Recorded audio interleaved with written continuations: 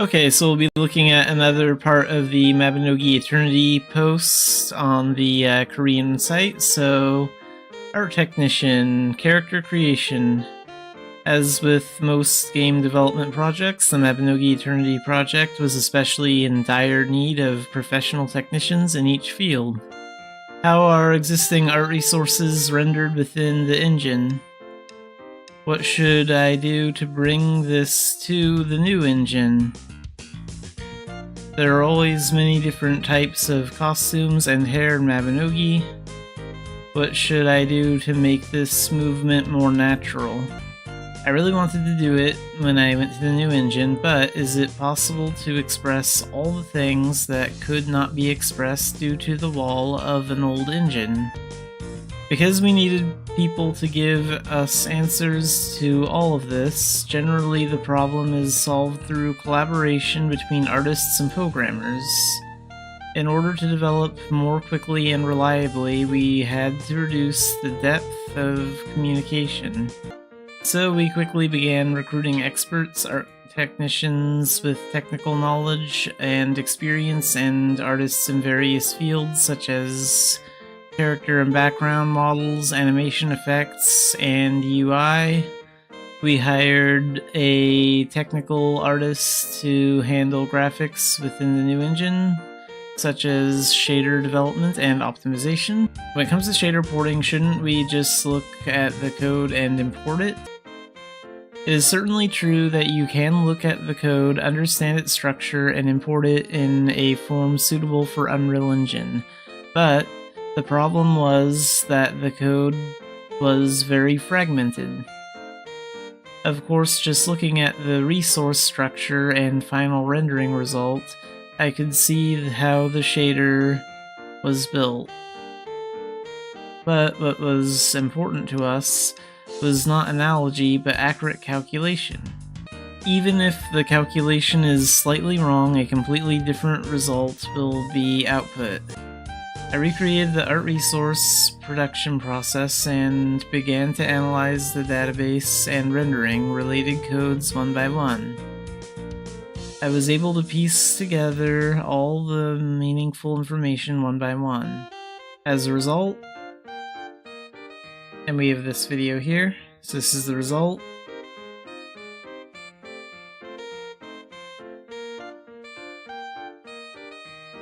Neo uploaded to Unreal Engine to commemorate the success of Pleon shader porting. But it doesn't end here. As I was enjoying the joy of completing a successful shader port, I heard countless voices. So, when we get the light, it starts to sparkle, right? We can just set up the light when we take a screenshot, right? Right now, some outlines come out and some don't. Is everything coming out now? The color of the outline is also just showing off the dye color. My hair is sticking out through my clothes. Are you going to fix this too? Is my hair blowing in the wind now? Of course, it was just the beginning. What was fortunate, though, was that we had invited experts in each field. Please allow character shaders to respond to various light sources. You may be wondering how obvious this is. When using Unreal Engine, it is natural for 3D models to react to various light sources. The Eternity project inherits the flat yet unique colors of the current Mabinogi, while at the same time, the goal is to be able to interact with the variety of light sources. However, it is difficult to achieve both purposes simultaneously with the basic shading model provided by Unreal Engine. We created a custom shading model by modifying the engine code.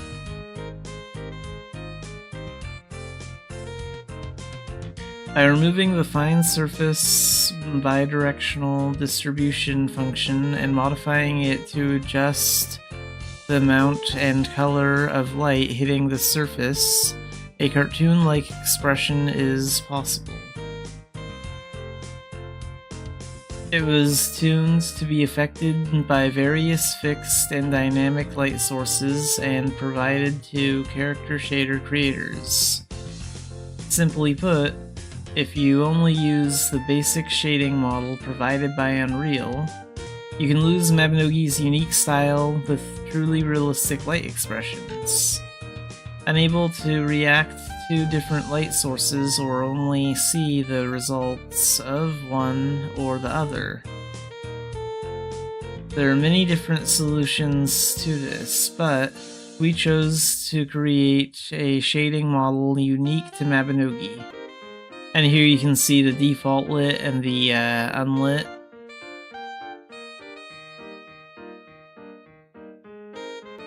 Good, now draw the outline too.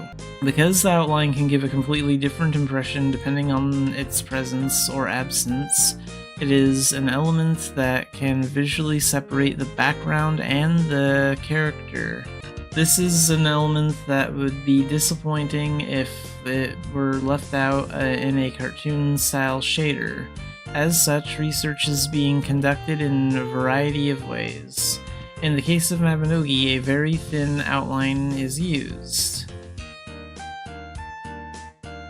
Due to engine limitations, it may be missing in areas where application is difficult due to translucent objects or some compatibility issues. There are many side effects, so all of these had to be resolved in the new engine. There are several ways to handle outlines. We tried many different things to find a method that suited Mabinogi's needs. In order to create a sensuous outline in a Mabinogi style while reducing man-hours costs, we chose the scene depth processing method, rather than simply transplanting the existing feeling, so that the color of the clothes shines through, so that the lines remain constant even when the distance increases, so that the lines disappear as the distance increases. To draw or not draw certain parts, to draw lines in translucent materials, etc., we encountered and dealt with a variety of issues. I was proud of the process of mixing and applying non-open technologies and working with character artists. As an 8-year Militian who is still working hard at Mabinogi, I was really happy to hear the news about the engine replacement. So what about the dislocated shoulder? Are all the clothes and hair moving now? In fact, after the decision to replace Unreal Engine, shoulder dislocation was one of the most heard stories. I too was eagerly hoping for this as a Militian before becoming a developer. The programmers and animation technicians put a lot of effort into this part. In the existing Mabinogi, there were insufficient examples such as shoulder dislocation. There were many shortcomings such as polygons breaking when the character moved. At Eternity, we aimed to look as natural as possible in shoulders, hips, etc. And unlike the existing Mabinogi, many bones were added to express the detailed parts of fingers. Additionally, additional bones have been set to make customization more natural. With so many bones added, it is difficult to simply port existing Mabinogi animation files. Based on the existing Mabinogi animation, additional parts such as the fingers are being worked on step by step, and the costumes are also very diverse. In a typical MMORPG projector, the bones are often set and the costume design is designed to match the position of the bones. Since Mabinogi's costumes were already available in various designs, it was necessary to match the costume to patterns. It is not possible to infinite bones, and it is difficult to animate or control a large number of bones one by one. Many experts are working hard to successfully replace the Mabinogi engine. Of course, there is still much left to do. A core part of the technical art issue has been dealt with, but in addition, there are countless elements that enrich Mabinogi, such as expressions of materials. We will do our best until the Mabinogi engine replacement is successful, and of course, we will continue to do so thereafter. Alright, so the Eternity page on the Mabinogi Korea website has been updated. So there's a lot of new posts, and we're gonna look at this one first. So, Aaron long-term repair plan. So today I would like to explain the various processes for importing Mabinogi's 3D resources into Unreal Engine. In general, commercial engines, resources created with 3D tools are imported through a format called FBX. The Pleon engine uses its own extension called PMG. Therefore, in order to import already created 3D resources into Unreal Engine, a tool to convert the extension was needed. Thanks to quick development of the tools, porting each region went very smoothly. So it looks like they've already ported like all these regions into the game, but they still have to go over them, edit them, and make them look good. Like add all the movement permissions and stuff. So we were able to quickly port all areas in Erin to Unreal Engine. Of course, it would be nice if it ended here, but it would be difficult to say that the porting was complete simply by importing it. So yeah, they have to like add all the movement permissions and stuff. And here you can see them importing like resources from the logging camp in this picture. This is like Dugald Isle.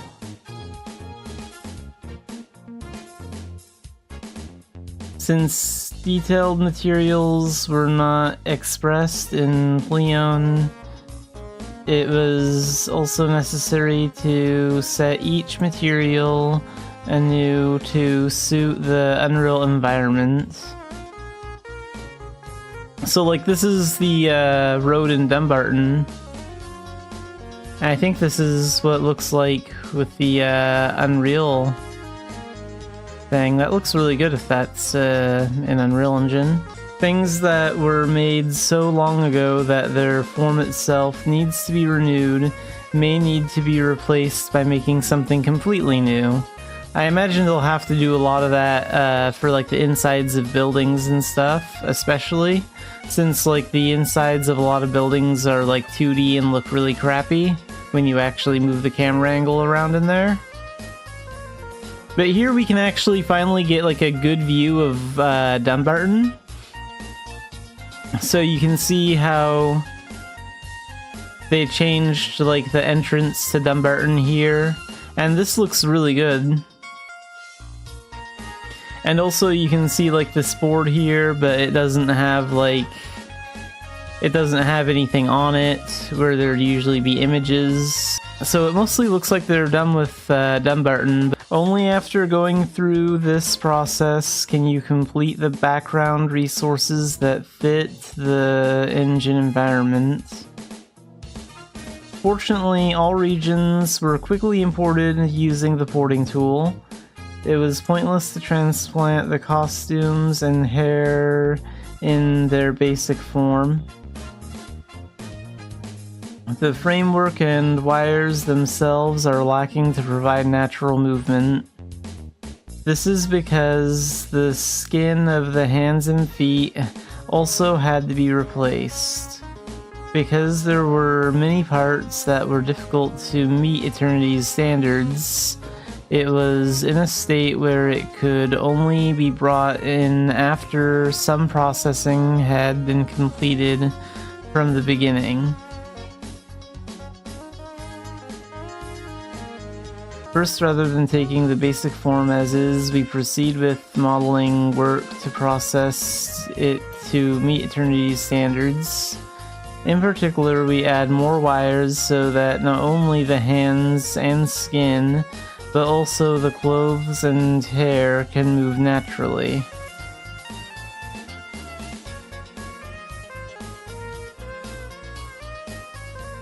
Once the modeling is completed, a framework for natural movement is planted.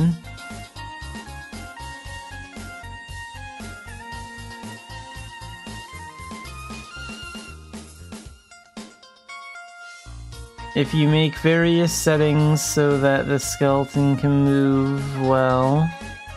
Okay, here's a video. Let's see that. Yeah, that looks really good.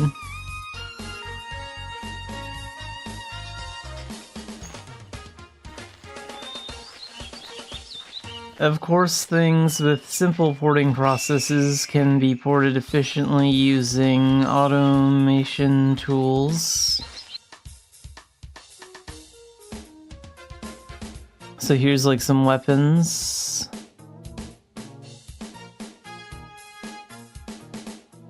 As the final resource production is completed after going through such a variety of processes, the efficiency of the overall process is very important, as there is a lot of work to be done. We are building a solid foundation so that we can build on it without collapsing. So we saw this in the Korean fantasy party. They're like changing outfits and showing how like the hair and the outfits move. So this looks really good.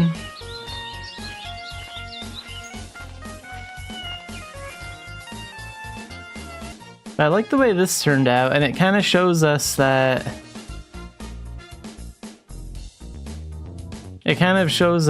like Dumbarton is in progress right now, and it's getting a lot better. You can kind of see like here how the shingles don't look very good right here. But they look really good, like, in this image on the right. Like, look how much more detail they have now. The flow of time. So this is going to explain how time is going to flow in the Unreal Engine update. And this is a very long post, so I'm not going to read all of this information. I'm just going to read, like, some of the important parts, and we'll look at the pictures in the videos. If you think about the flow of time changes during the day, morning sunlight, noon, sunset, and moonlight in the night sky.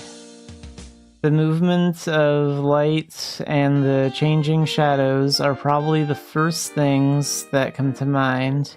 As time passes, the position of light moves and the shape of shadows changes.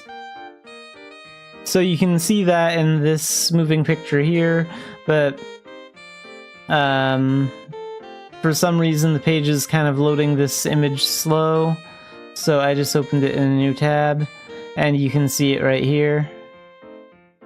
So like as time passes, the shadows are like moving and changing.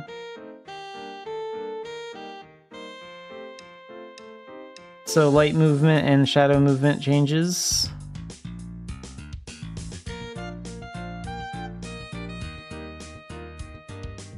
And here on the left we have the Turconale Bank in Pleon Engine, and on the right we have it in Unreal. So you can see how like the shadows are moving and changing shape, and how like the lighting is changing, and you can see like the clouds moving in the sky there.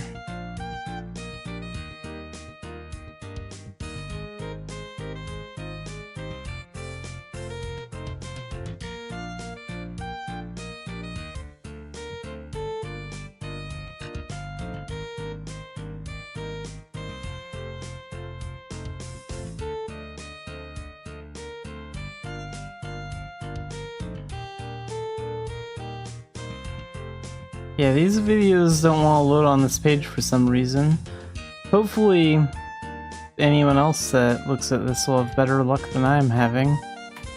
But it seems to be working better if I just open these videos in a new tab. And here we can see, like, the shadows of, like, the lights and the windmill and the building, like, moving as time passes.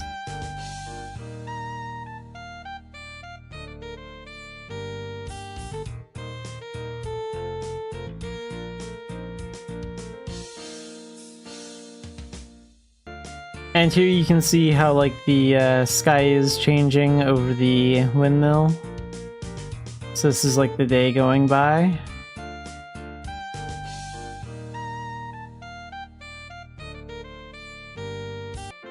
And this art looks really good. And again, this isn't final. It says not final right here and right here. So this is really cool. You can see, like, you can see time passing in the game. You can see the clouds moving. So this is what it's gonna look like in Turco now when the Unreal update comes out. And that looks really amazing.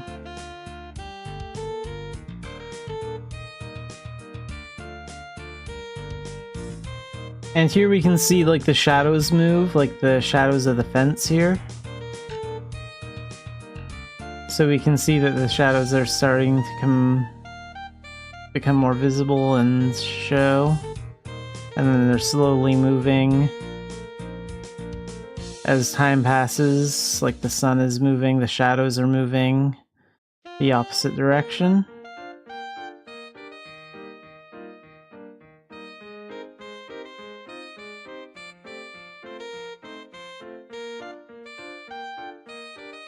And then this will show us rain. So they also showed this during the fantasy party in Korea.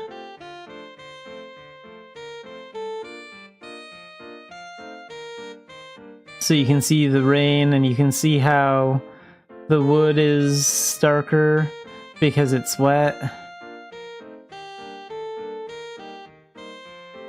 And you can see the raindrops, like, soaking into the wood. That looks really good.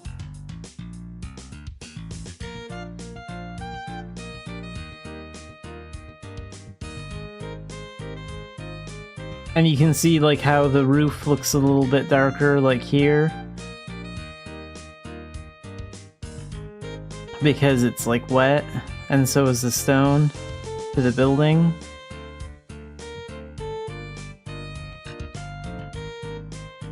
So the rain effect looks really cool too. So yeah, this is gonna be how, like, time will pass differently. This is all about, like, how time will pass differently in Unreal 5, and how, like, weather effects, like rain, will look. So this is a pretty long post, and maybe that's why some of these things are having some trouble loading. But I would recommend taking a look at it.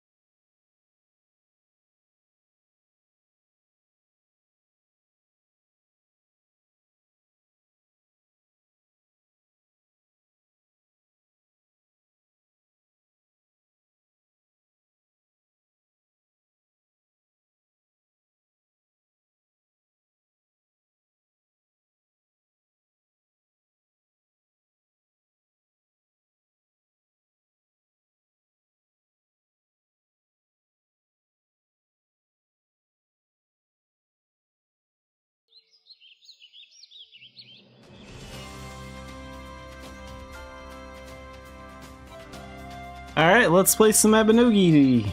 So we're gonna get our Fergseus weapon today.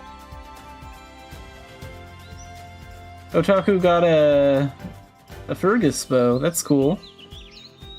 And Gen 27, they're having fun on Gen 27. I need to catch up in the story, I'm way behind. Like, I stopped a little bit more than halfway through Gen 25.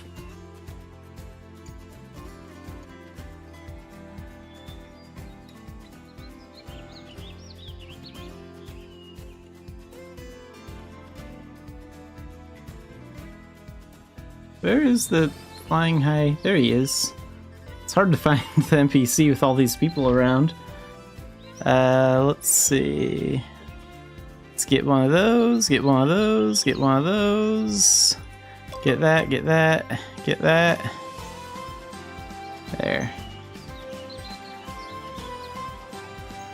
Oh, and we have to pick our buffs for the week. It is Thursday.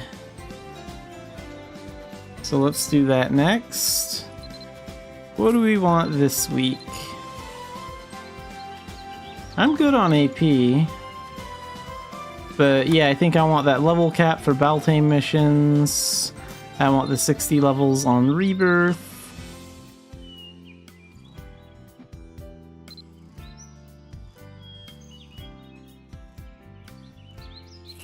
I want the extra Spirit EXP and the extra badges.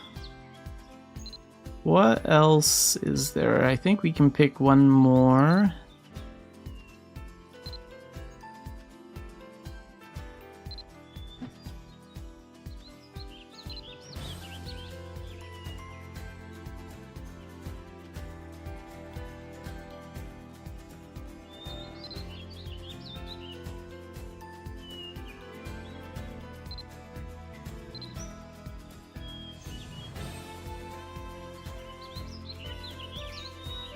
Let's get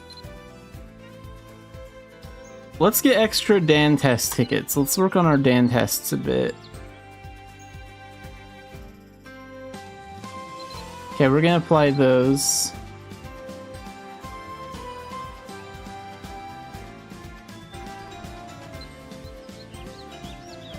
And I forgot to check those off last time.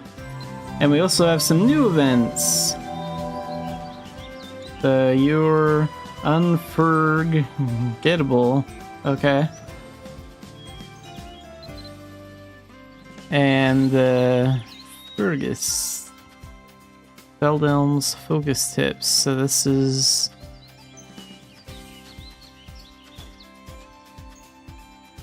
the dungeon thing, probably involving the leprechauns. So let's talk to Fergus.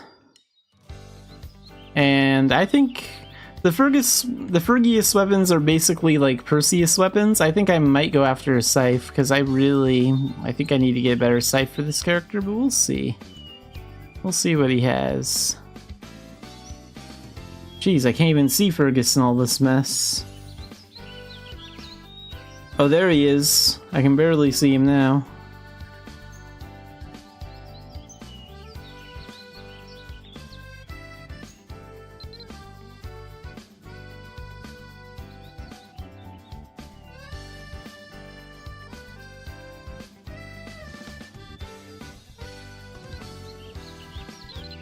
Yeah, they had a little bit too much fun writing out this event.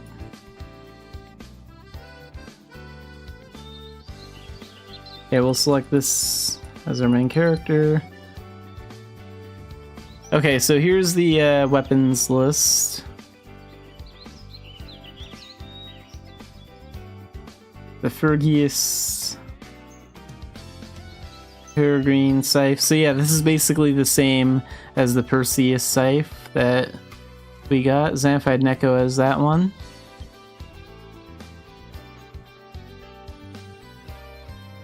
I don't really need a sword or a warhammer.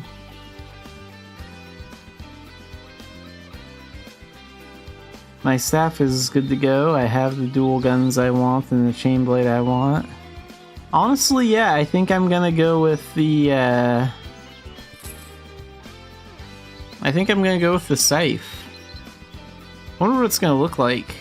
They didn't show any pictures on the event post, so I don't know.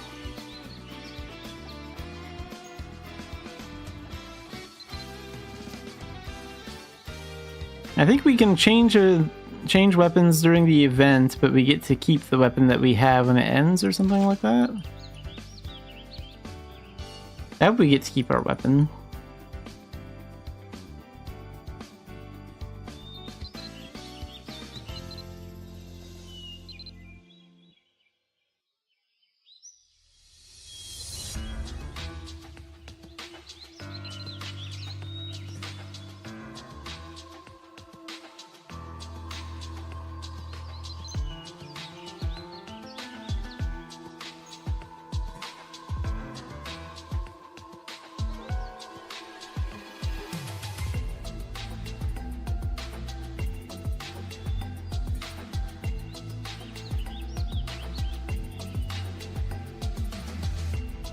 It's hilarious that Fergus is trolling us here.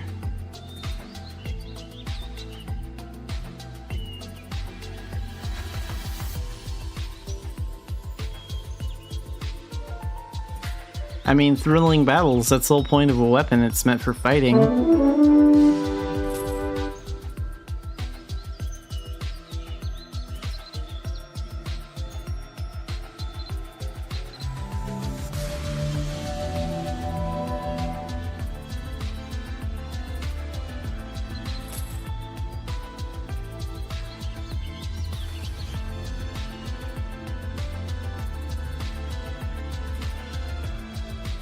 Wait, is this part of the event, or is this like something else?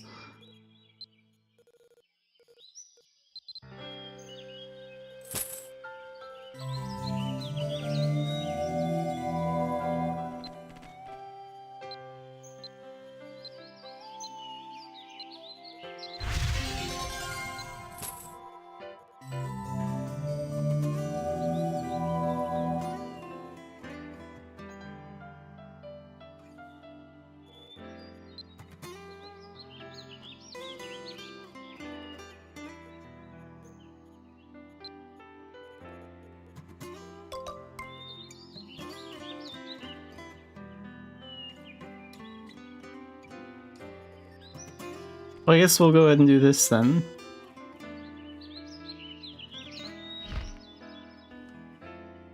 But let's see the,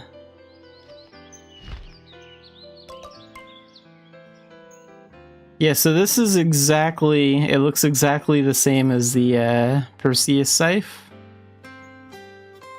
It's just the name has changed.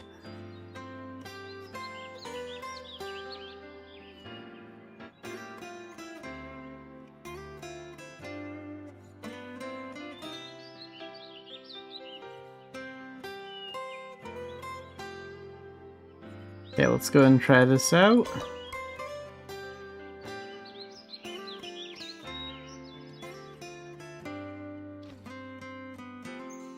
And what if I talk to him again?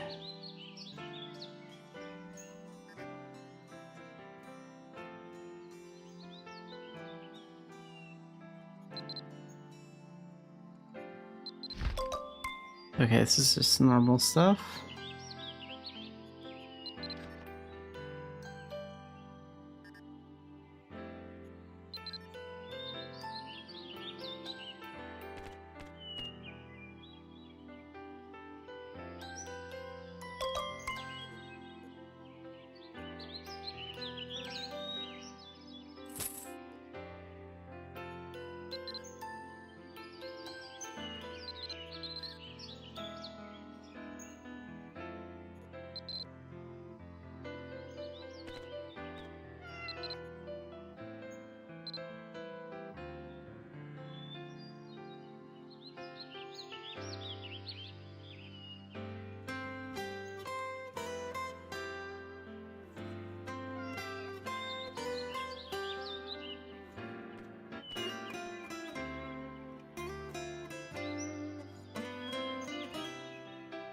And this is what we can earn from the event.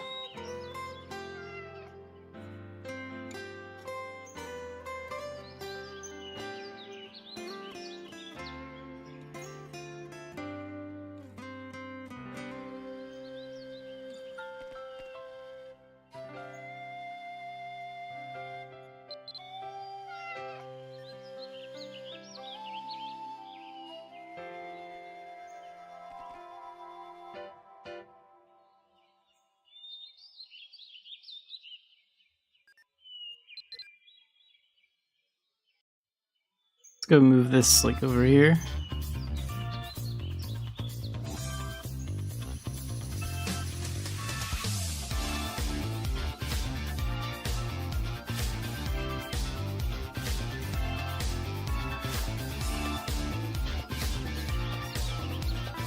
And where are my scythe skills? Those 6, 7? Oh, 2. Okay.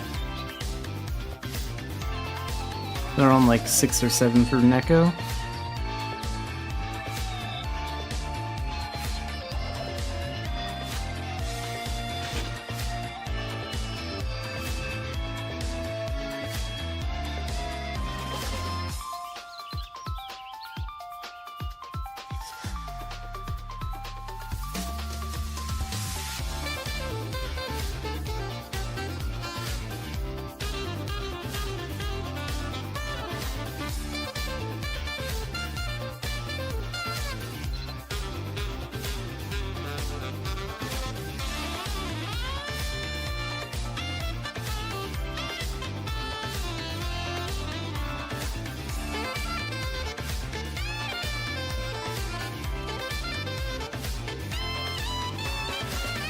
Okay, where do I find her at? Like, which direction do I go? Just nearby.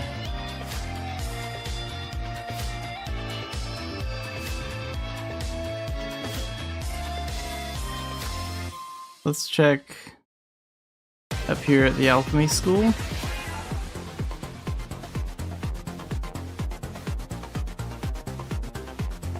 Okay, she's over here.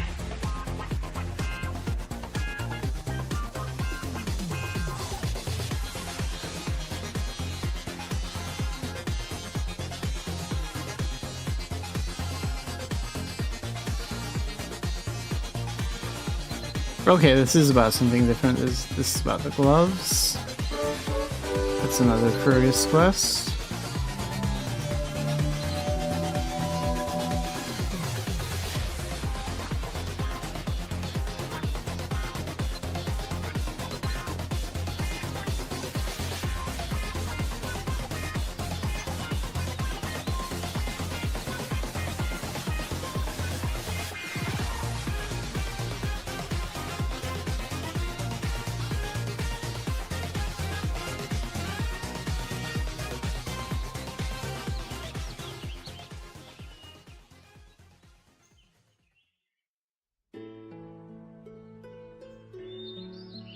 So, how do we get the upgrade things?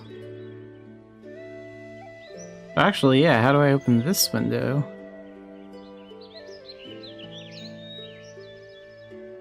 So here are the tasks. After confirming the weapon choice, Fergseus will provide an option to choose what kind of quests you'd like to complete. Your decision will determine what type of objectives you'll need to complete in order to upgrade your weapon.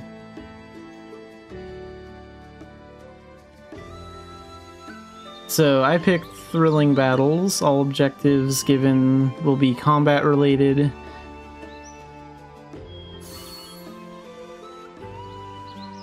Clearing dungeons and dungeon related storylines. Okay, that's great.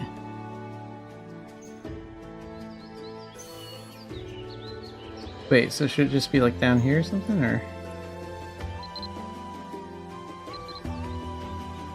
Oh, here we go.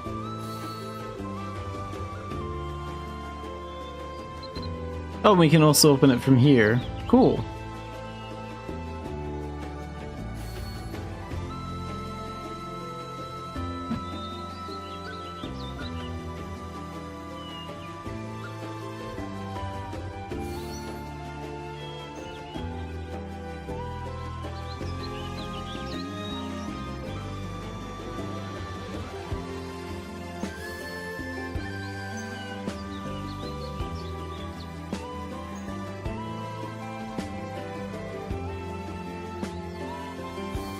We'll do society sponsorship things.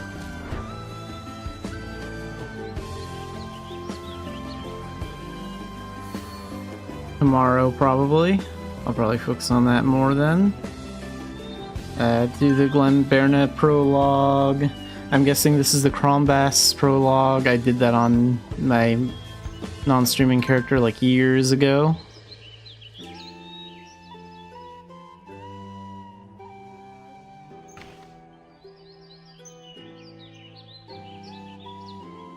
Sure, we can do that. Let's... yeah...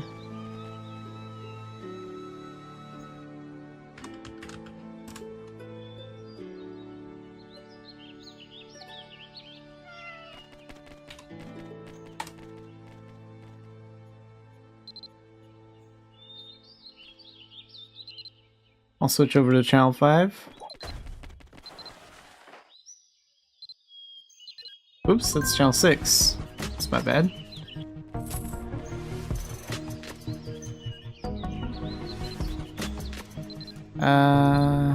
Let me check what the missions are. I don't even know.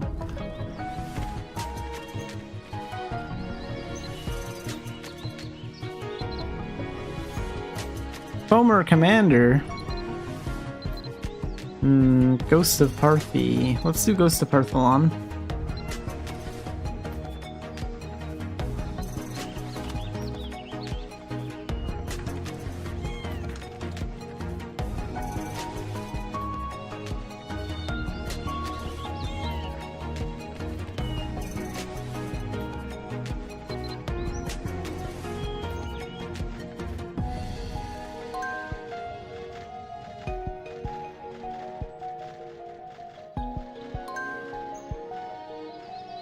Let me see if I can get an unlimited pass. I can get them like Fridays, guaranteed, but on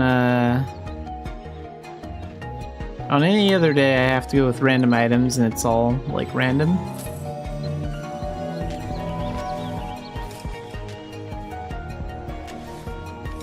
Where'd those boxes go off to? There they are. Oh yeah, we got one. We're good.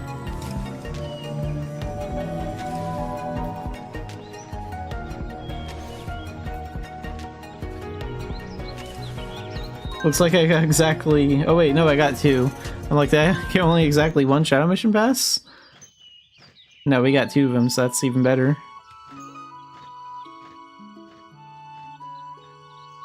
I mean, I could always buy one from the event NPC too. It's not that big of a deal. They're like 5 tokens or whatever, but if I can get them for free, I will.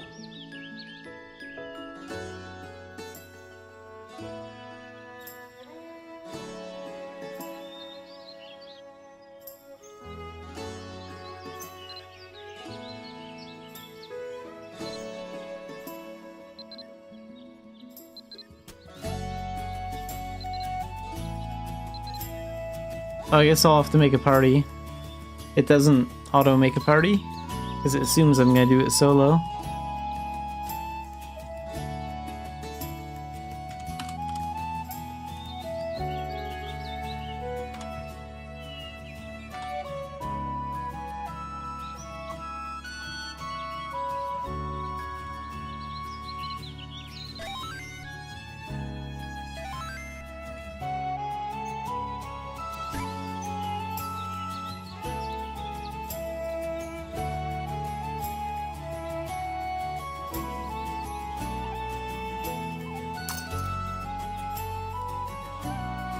Yeah, I'm evil. I made a bad party name.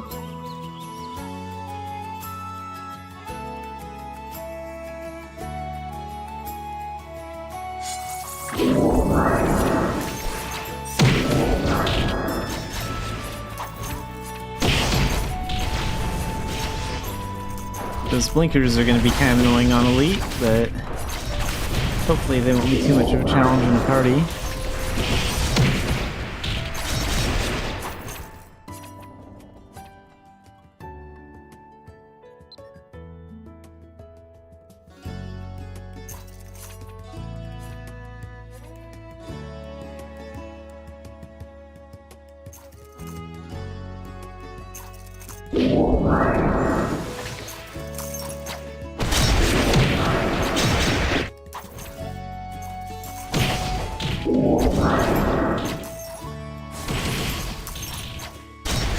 Yes, this is the Fergseus peregrine scythe thing, but it looks exactly like the Perseus one.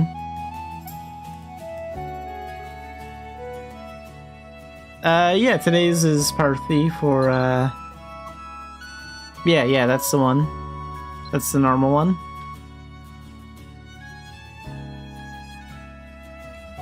It was either that or Shadow Commander 2 in Tailton, and I prefer this one over that one.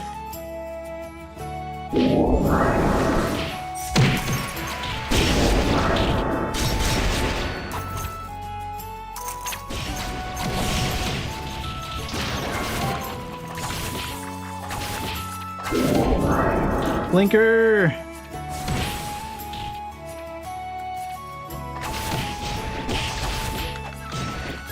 This scythe is already doing pretty good and it's not even upgraded yet. I will try and get like a fox appearance scroll though. I would make it look like a cat scythe, but unfortunately no such thing exists, so fox is as close as I can get.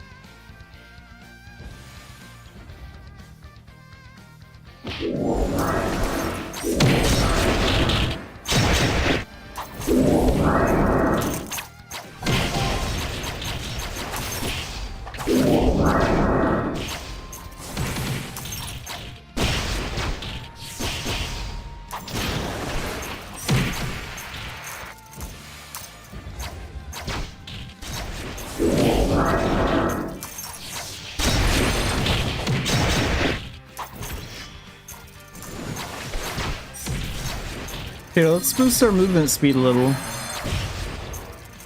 Request a mount.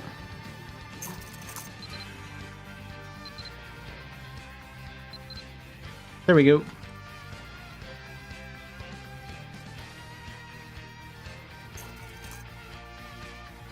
That'll make us faster and give us more XP for like the next 10 minutes.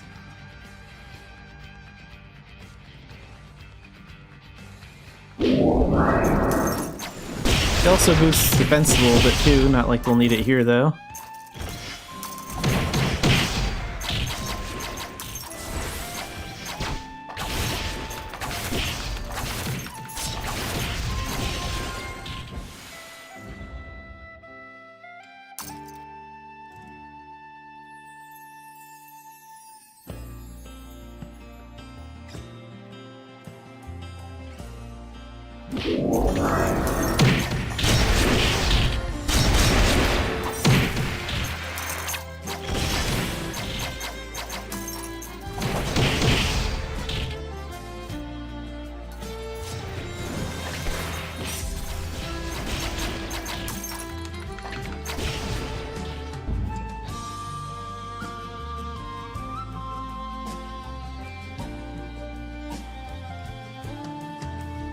Oh, I think the center room will be closer to the end.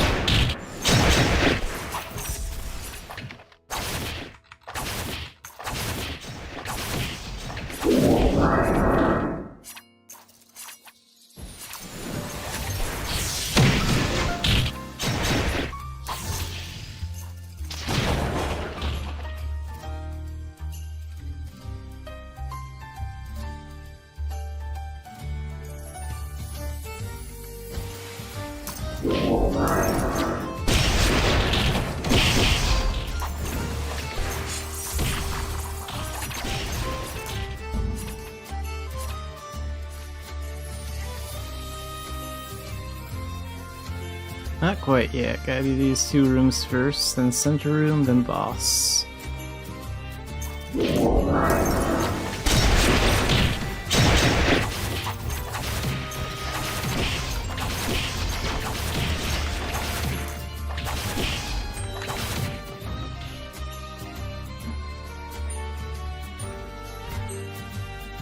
Let's change out my coffee cup for my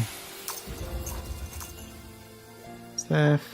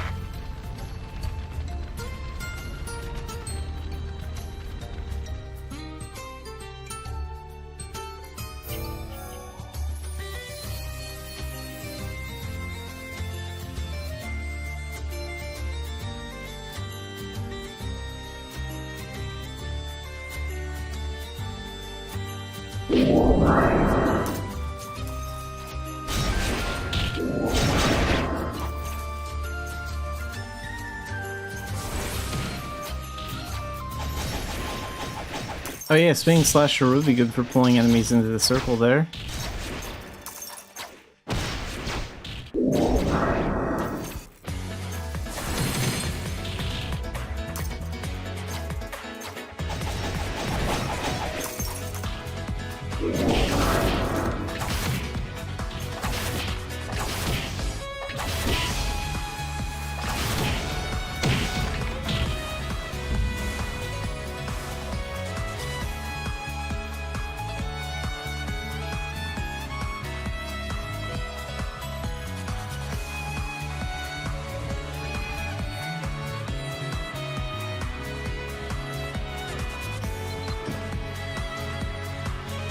Let's get the boss before I even enter the room.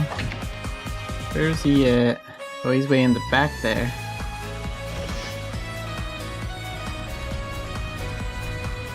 Oh, did it miss him? Was he just barely out of range? Ah, he stayed so far in the back it didn't quite hit him.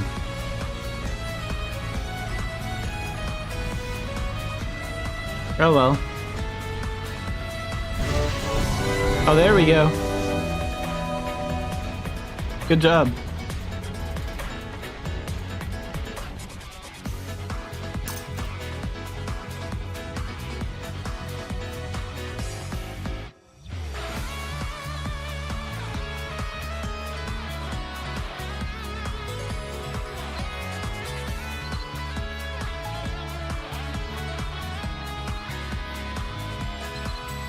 Oh cool, and we get that for the Shadow Mission.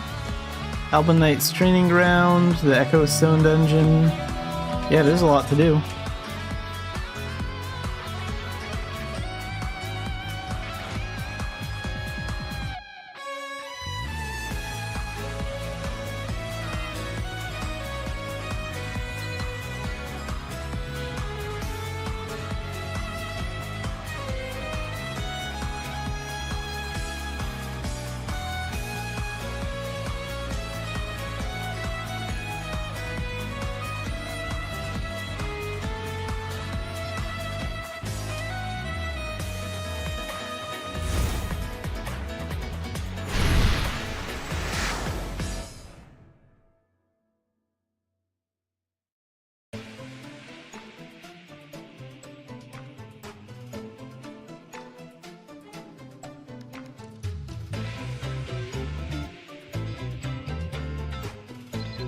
Alright, off to Dumbarton then.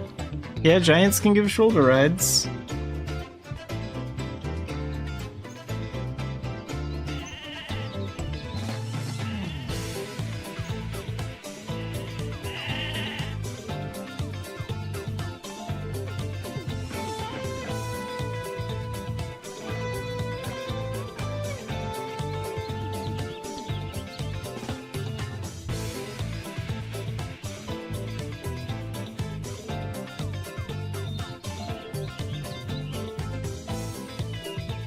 Whoa, lagged back a bit.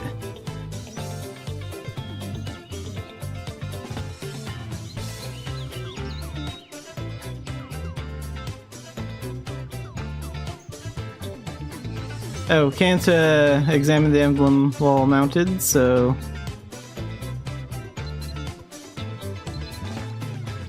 Gonna have to get off for a second.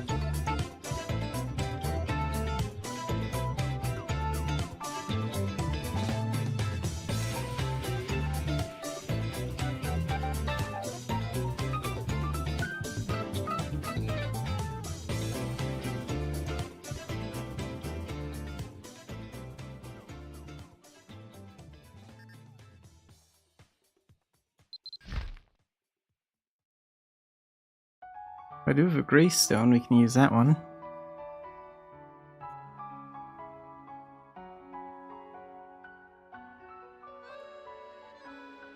Do I have any other stones hidden around here? I don't know. Yeah, gray is fine.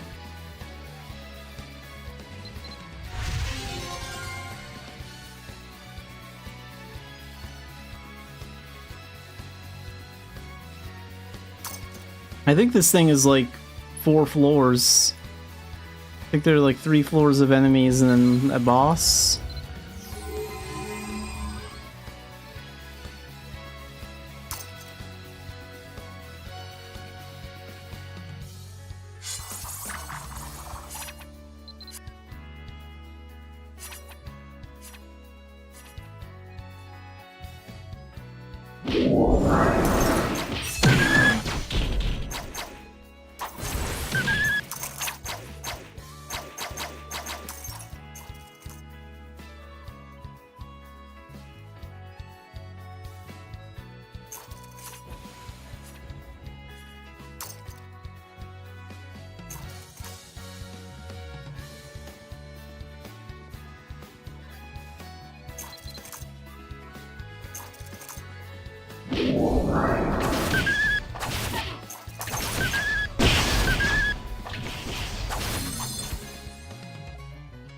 Where's the,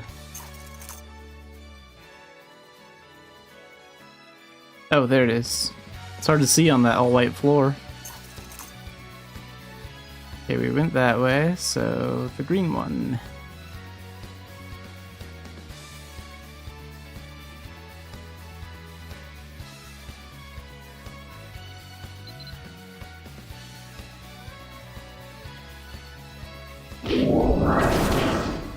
It is kind of cool how it sends you to various different areas.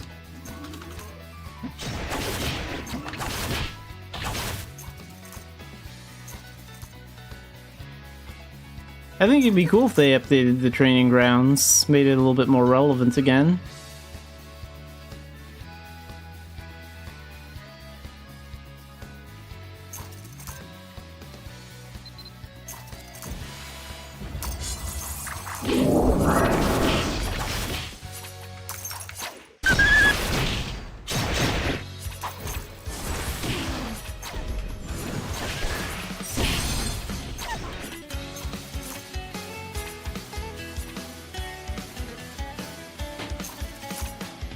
Okay, now we go to the next floor.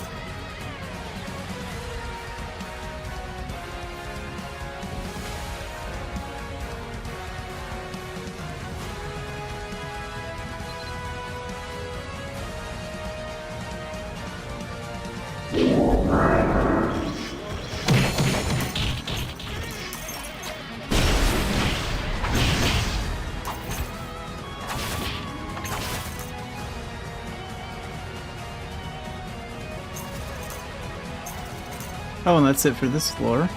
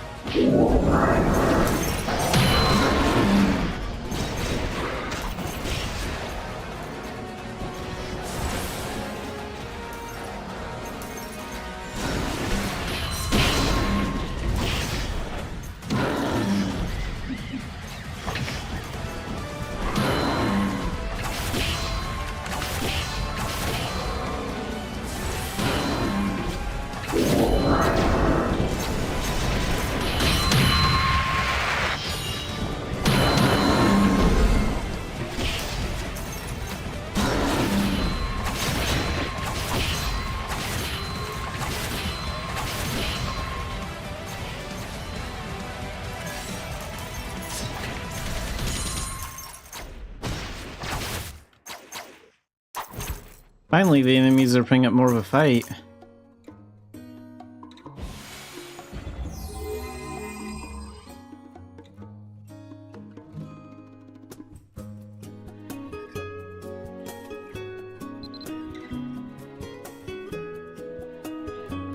Ooh, in the middle of Dumbarton.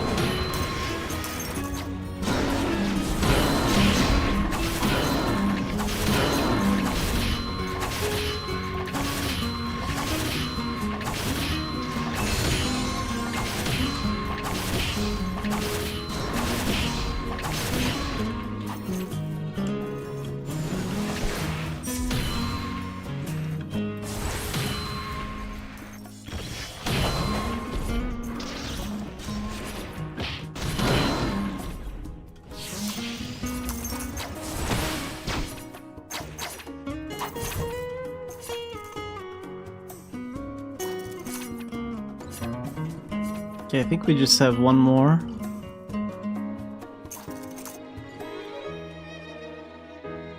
Then the next floor, I think, is the boss. But I don't do these too often.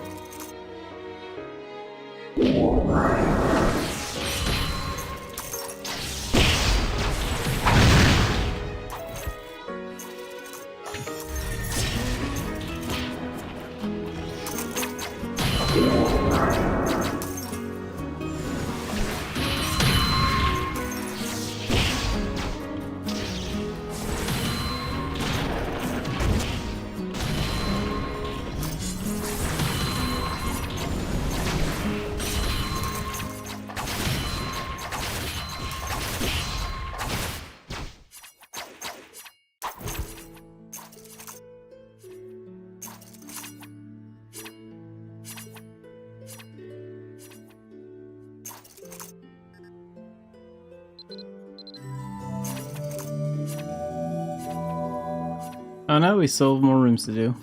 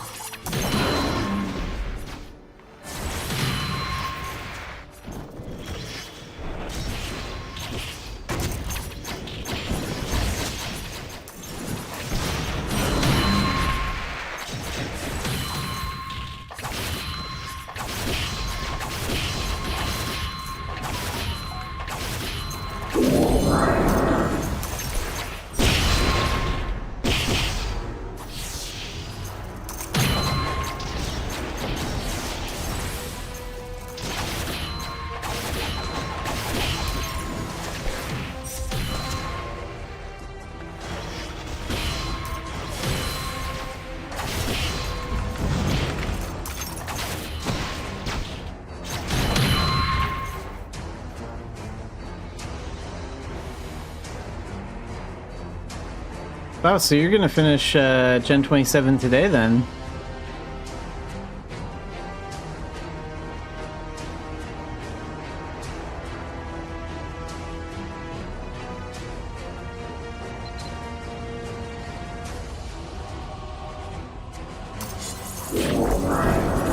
I don't think I could be that fast with the sword.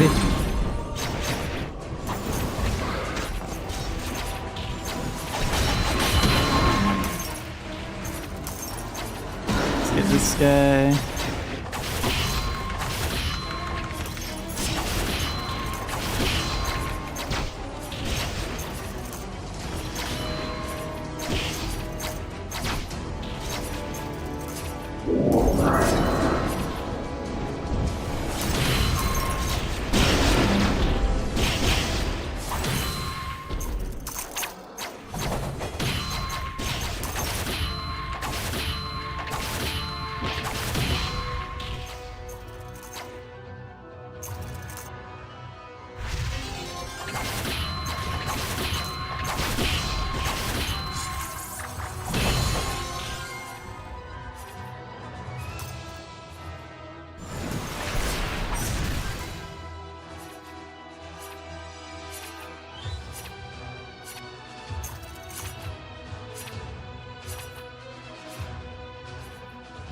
Wait a minute, I think we got them all, so we have to click here? Yeah. Boss time!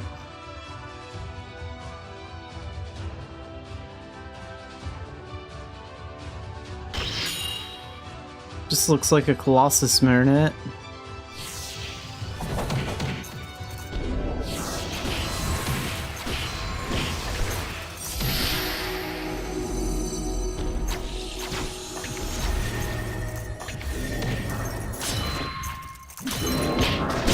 Oh, is my magic only dealing like 1 damage to him? Okay. Hang on, we'll switch over to Meteor then.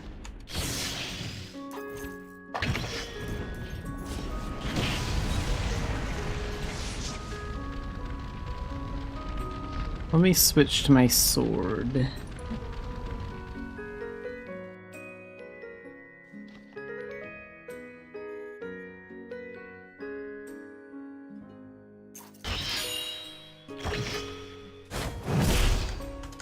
Wait, that only does 1 damage too?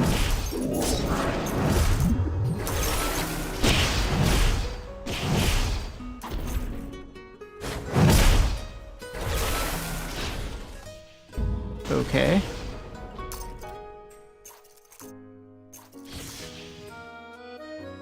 Oh, the Echo Stone dungeon?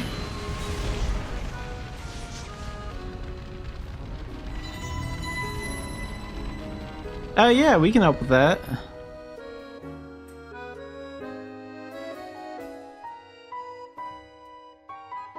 Hey, no worries. I haven't even done the Echo Stone dungeon, so I'll just wait until you're ready for that. That's no problem.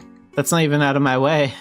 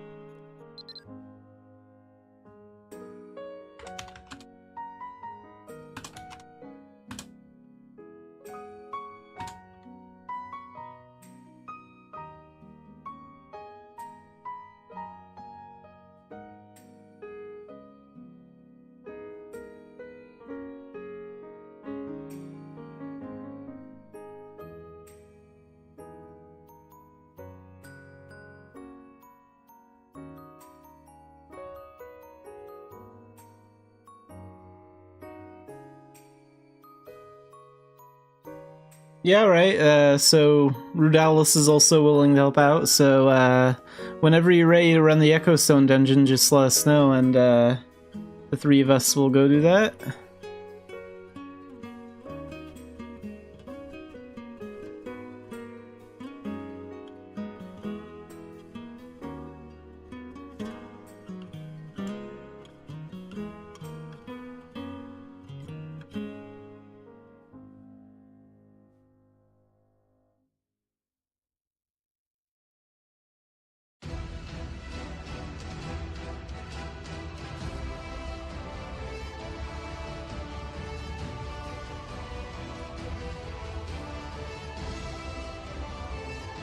Oh yeah, is it, oh, 3 times. Yeah, that's no problem. We can do that. We'll do it on Advance, so it'll be challenging too. I've cleared it on Advance solo with Dark Diviner. Be easy.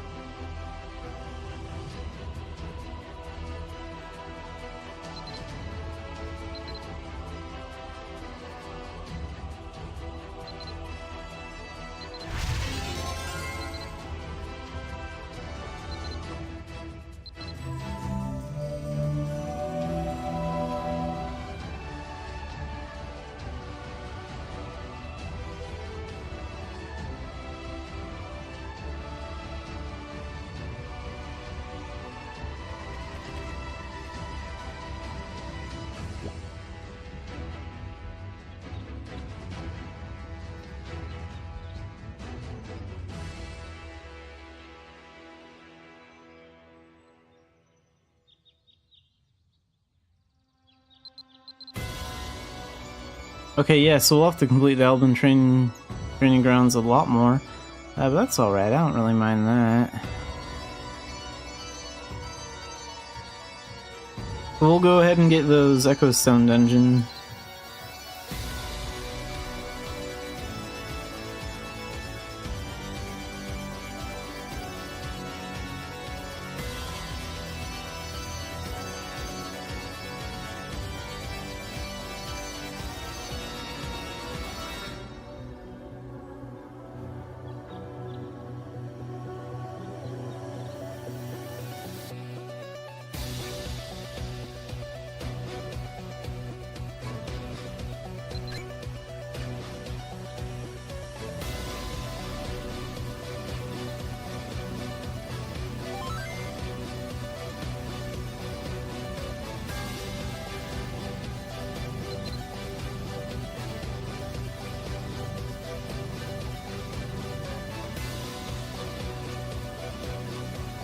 I won't be too much longer before you reach level 200 in Arcana.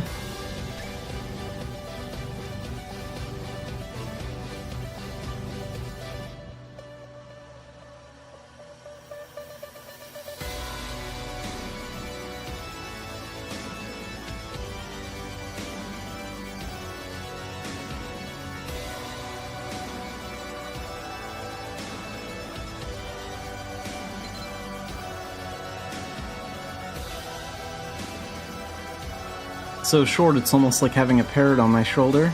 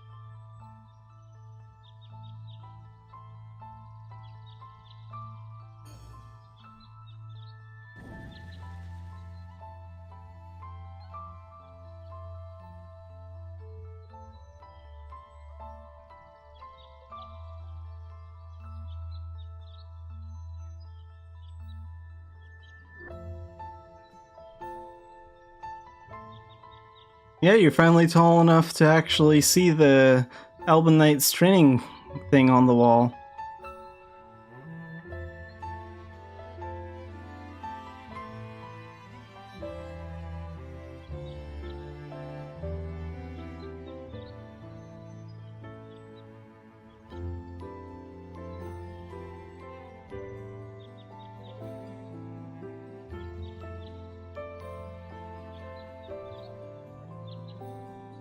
It's like the reverse of what happened to Patrick and SpongeBob, though, where he used to have his head in the clouds, and everyone was like, Patrick, you always have your head in the clouds, and then he gets rearranged by Neptune. But this is sort of the opposite, where you've never had your head in the clouds, now you finally do.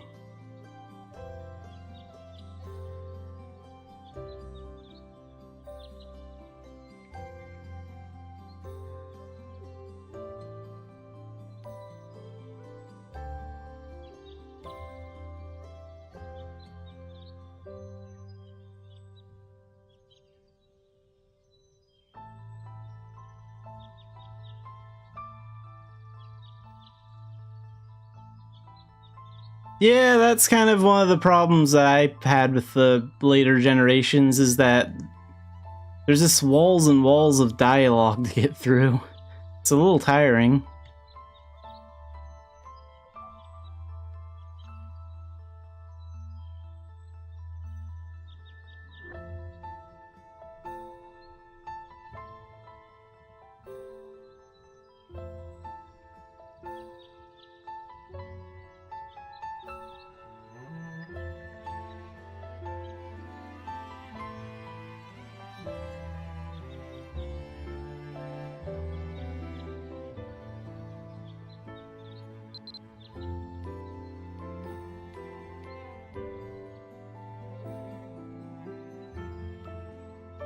Hopefully that's something they'll fix in Unreal.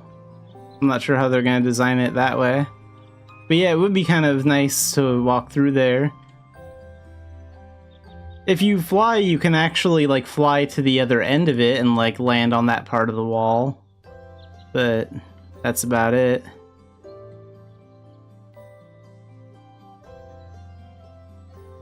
With this giant, I have Gen 22 next.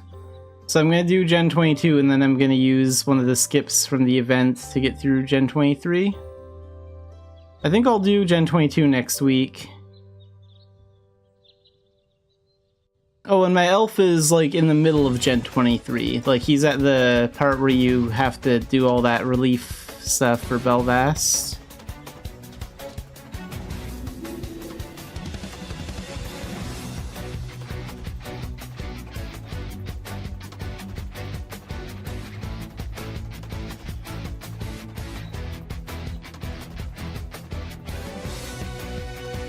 How sad. Rudalis is finally tall enough to see the fashion contest winner, but no one's on display.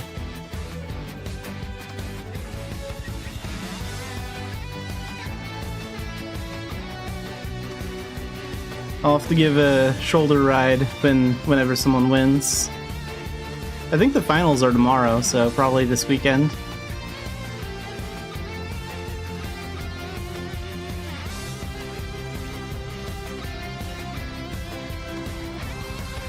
You should enter Rudalis in the fashion show wearing that dress outfit.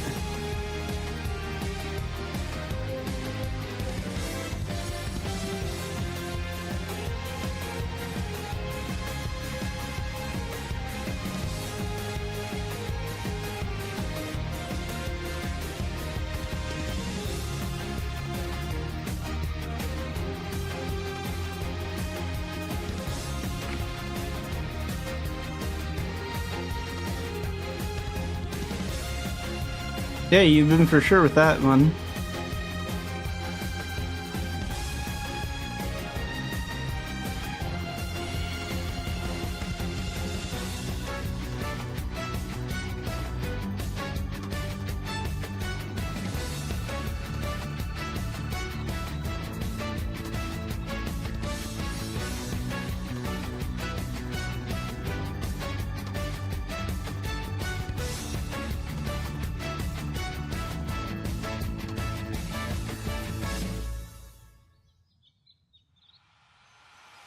Yeah, if you're busy with Gen 27 today, we could always do the runs tomorrow.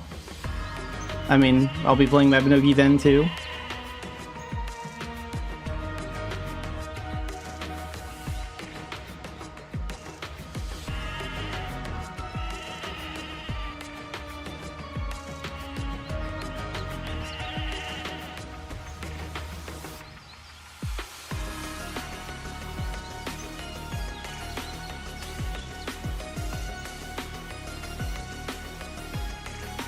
I mean, since I'm gonna help Otaku out with those runs, I'll probably just do those 2 additional runs tomorrow. Or today, whenever they want to do it. Doesn't really matter to me. Either one is fine.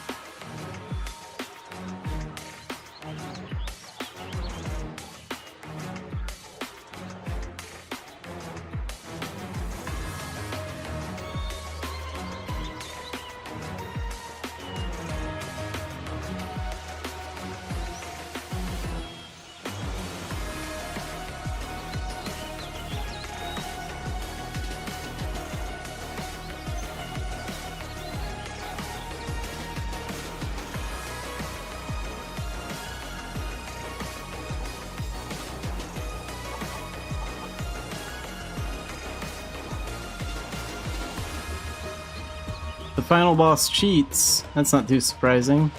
Some of the bosses in Mabinogi are really, really annoying.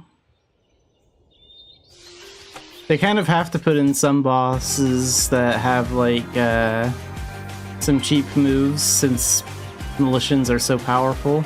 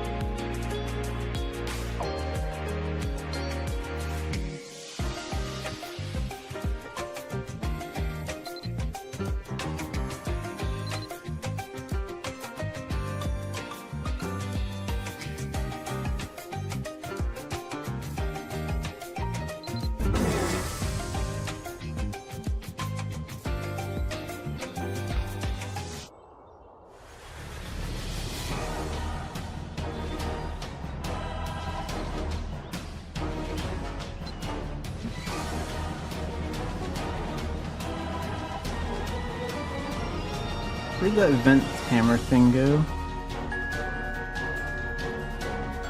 I never find anything in this inventory.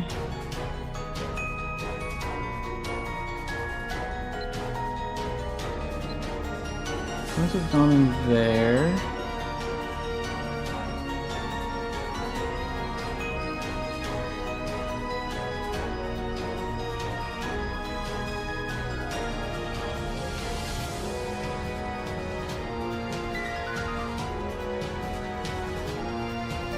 Oh, there it is.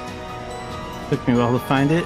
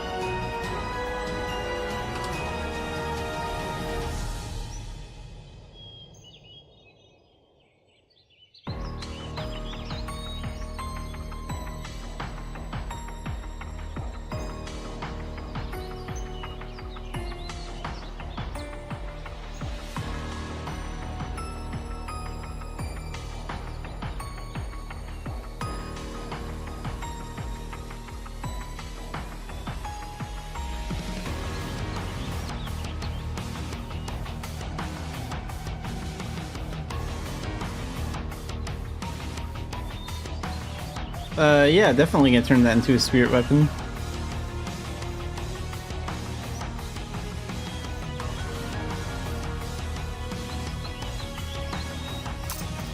Yeah, I don't have a safe spirit weapon yet.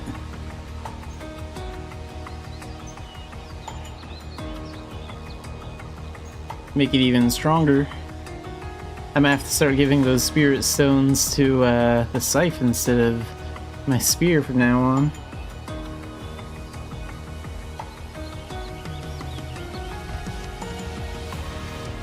Wait, I wonder what I should call it.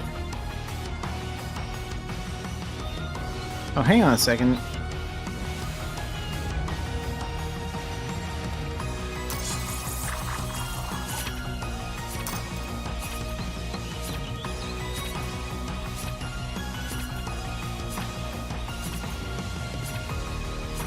And this is why I write everything down on sticky notes. I do have a name in mind for my scythe. I planned it out before I even created this character.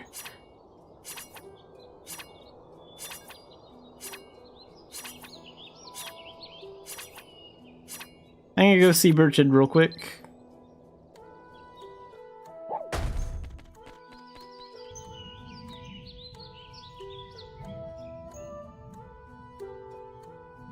Magicians? I mean, magicians are technically closer to wizards and mages, but I guess with all the different abilities, they could choose to be like more of a magician or like a using magic to be like a street performer or something.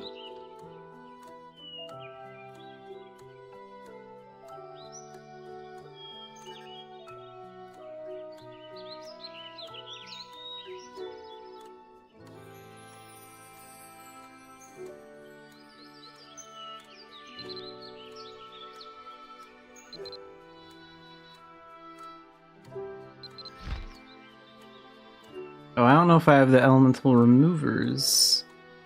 Oh, yeah, I do. Scythe.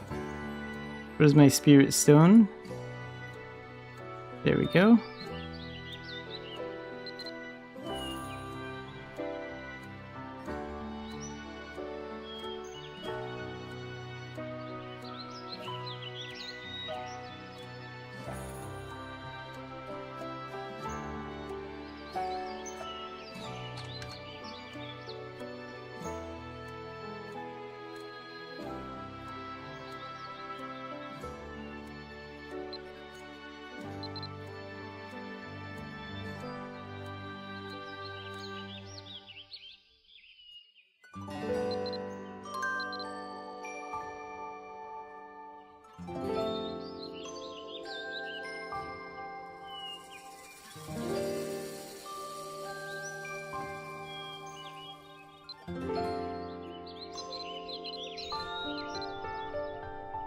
Can I open the spirit window here? No, I can't. Okay.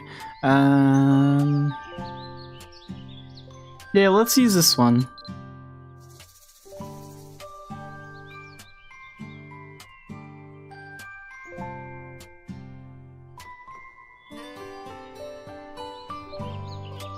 Okay.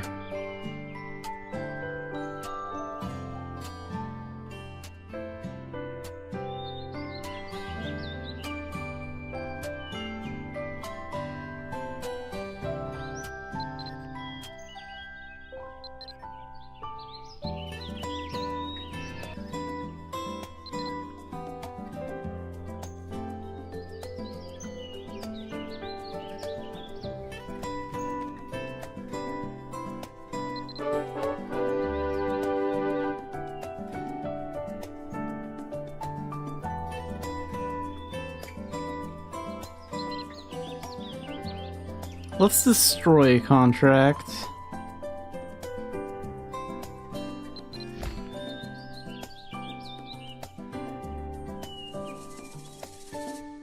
Four full channels. That's good.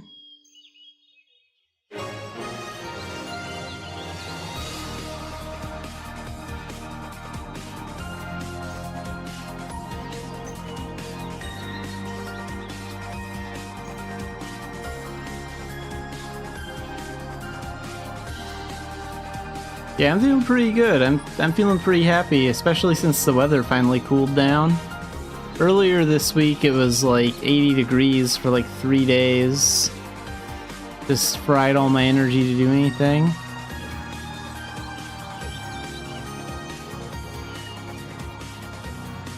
So I'm gonna get rid of this spirit weapon. I forget why I made this into a spirit weapon, but I did it for like some reason or whatever.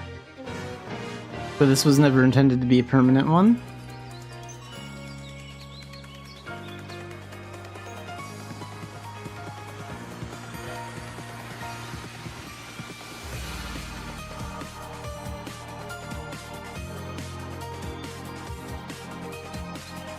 I need an empty spirit stone. And memory spirit liquor. Okay. Let's see if we can find those. Empty. Oh, hang on. There we go. Empty spirit stone.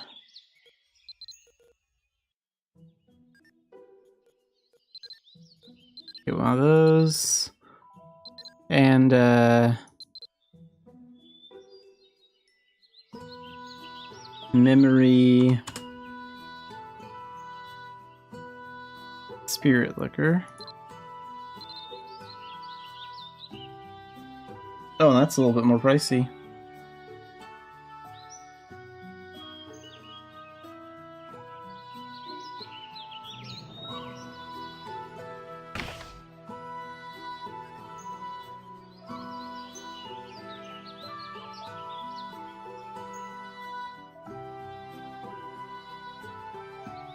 Oh, okay, cool. I'm over at Birchid.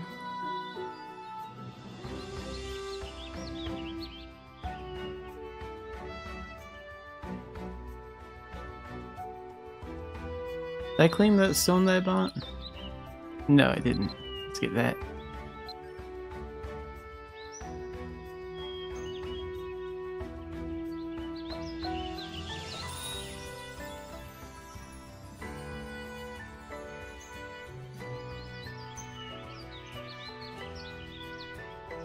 Yeah, no worries. Let's see, what can we do while we wait? I gotta clean out my inventory, actually. I'm gonna destroy a bunch of crappy items that I do not need.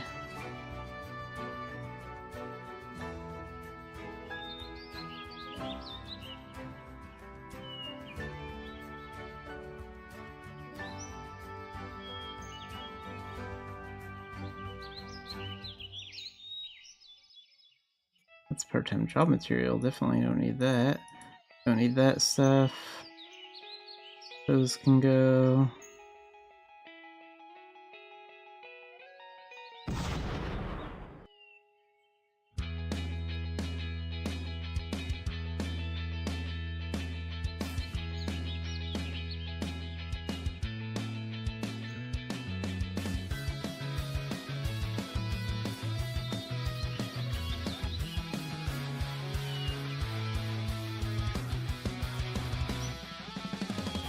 Okay, let's do that. Oh, and there is one thing I wanted to check, too.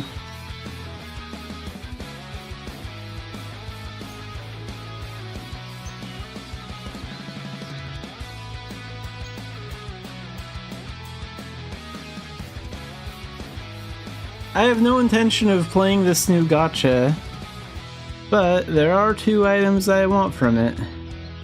I want to get these cat halos.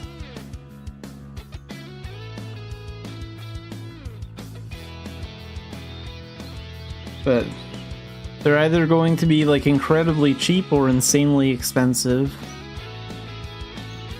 I'm guessing they're going to be insanely expensive.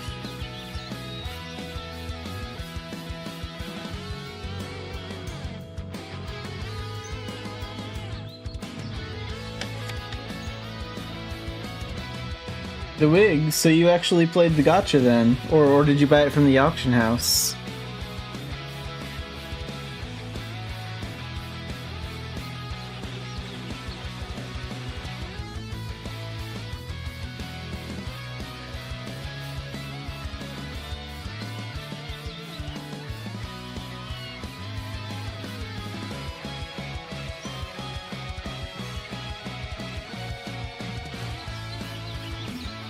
And what's the other one?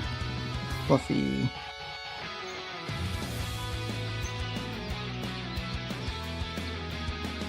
Since these don't have stats, I'm hoping they'll be cheap. But I'm not holding my breath on that. I may just have to wait until I get money from the bunny gotcha to buy these.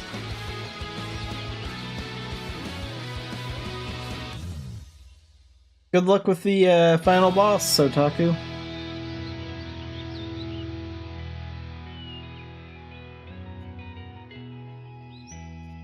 Okay, let's take a look here.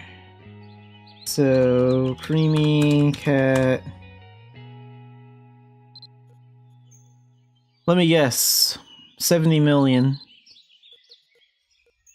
It's actually reasonable price. Look at that. 5 mil. Reasonable price. What about the other one? Oh, if the other one's like 2 mil, that would just be perfect. But I doubt I'll get that lucky. Fluffy Cat. Oh, I'm taking that. That's less than 2 mil.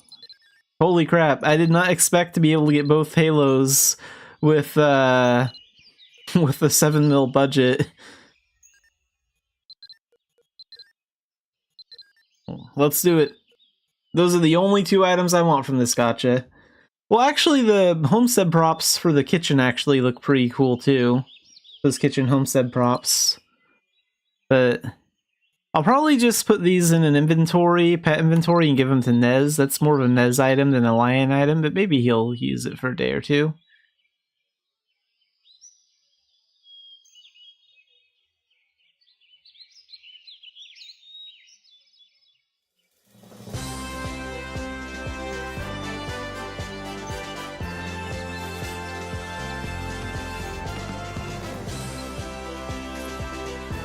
I didn't look up the homestead prop names, but I can preview them. Let's actually see how much those are, because those kitchen props look pretty cool.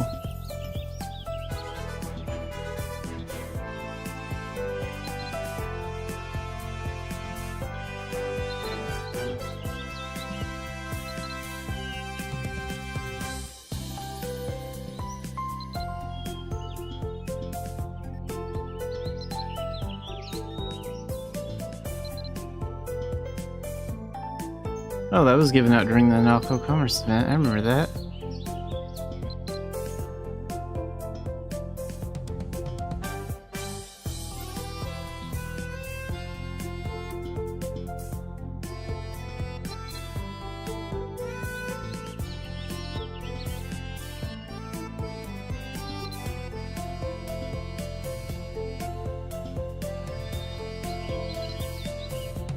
That's pretty cool, actually.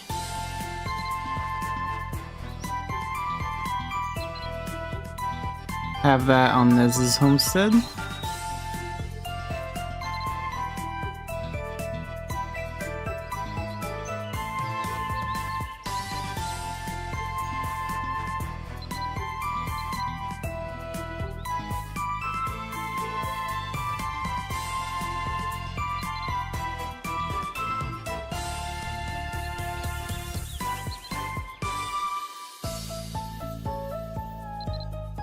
Yeah, let's just find out what they are at the very end here.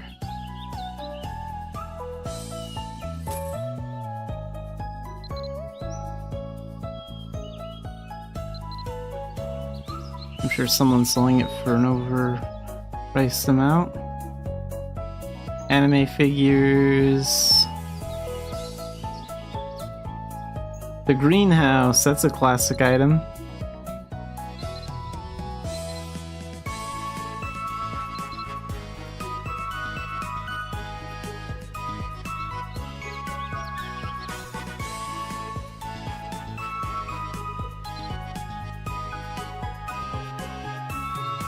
Oh, here's one of them.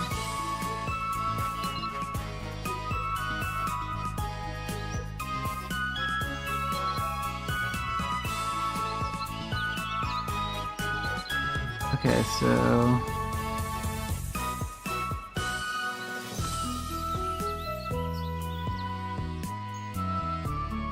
Oh good, and it's just Type A and Type B. How much is Type A? 2 million. Homestead items are going for a little bit more than I thought they would, but that's alright. Might get that later. What does Type B look like? I wasn't that impressed with Type B when I saw it on the page, but I might collect it.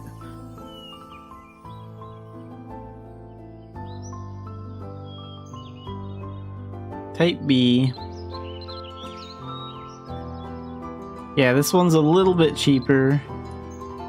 And it's not as impressive because it's just like a windowsill. But it's still something. I think I'm more interested in the Type A one than the Type B one.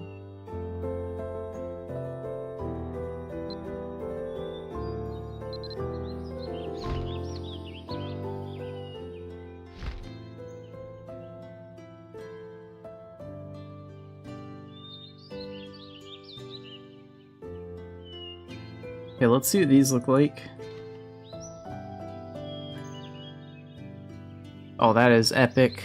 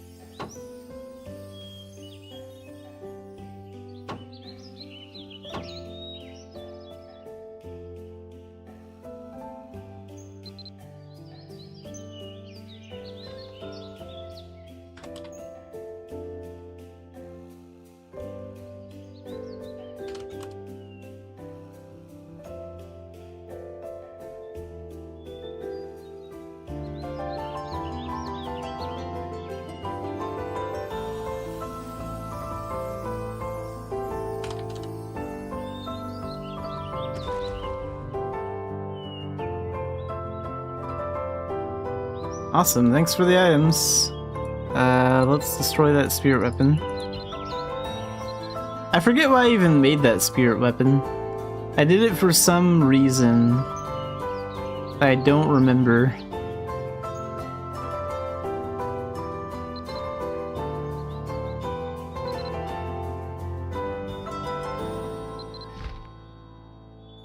I remember I only designed it to be temporary because I gave it a really stupid name.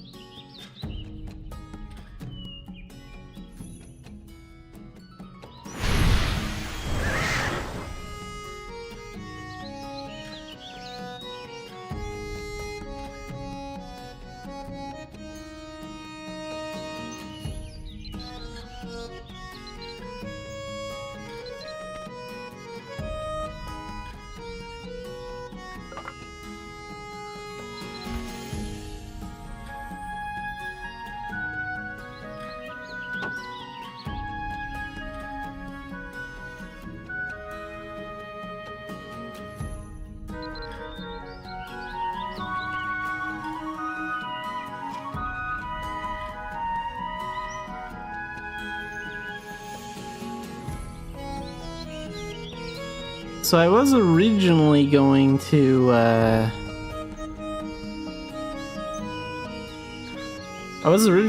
turn my Merlin Knuckles into a spirit weapon and had a name planned out for that one, but unfortunately I can't turn that one into a spirit weapon, so I think I'll use that name idea for the Chainblade one. Can make a Chainblade spirit weapon too.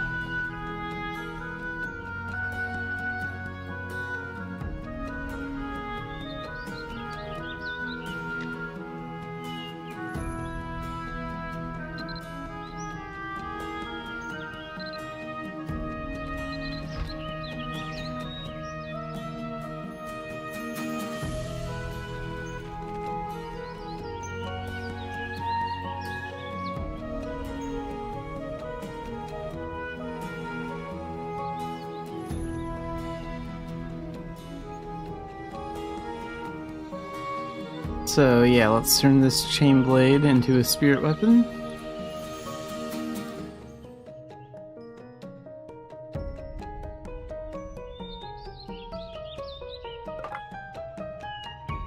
Oh, and I think I'll need to buy more elemental remover, but I think Lazar sells it, or Stewart, I don't remember which one.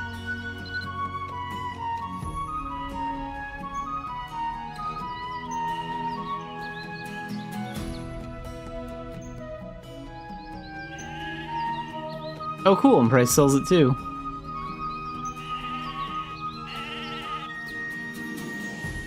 You're becoming more of a Mabby wiki than I am.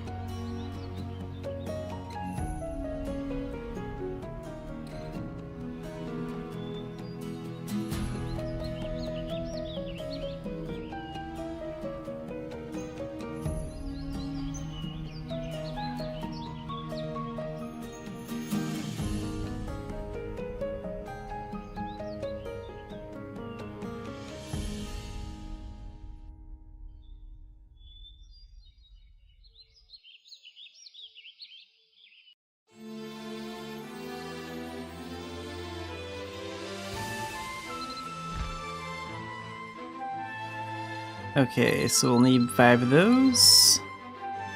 Perfect. Then back to Birchhead.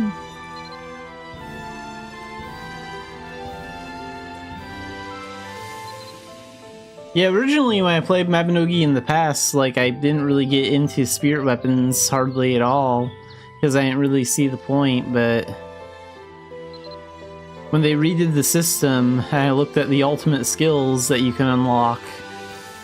Like a bow that doesn't consume arrows, Soccer Abyss being at like charge 15 in 1 second. Like those are too good to pass up.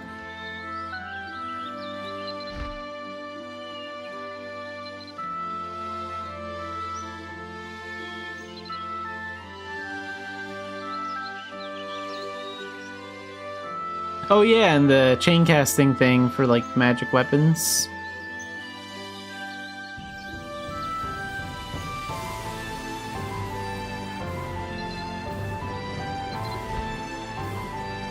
Okay, so we have our elemental remover, spirit stone,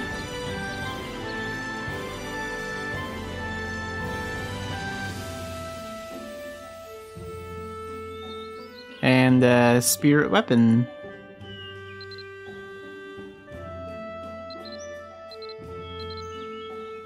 Which one looks the craziest?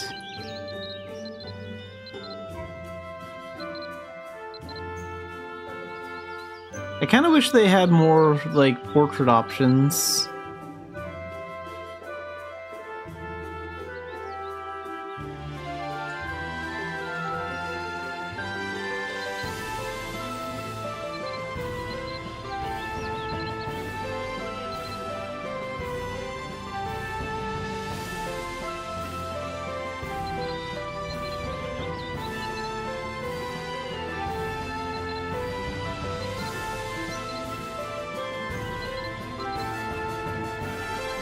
Okay, well this one has red eyes, so we'll go with her.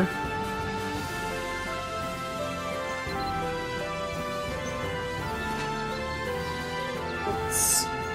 Hey there. Okay, we're gonna name this one...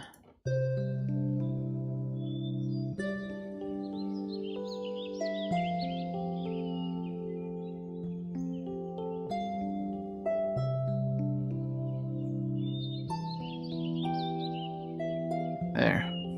We'll do that.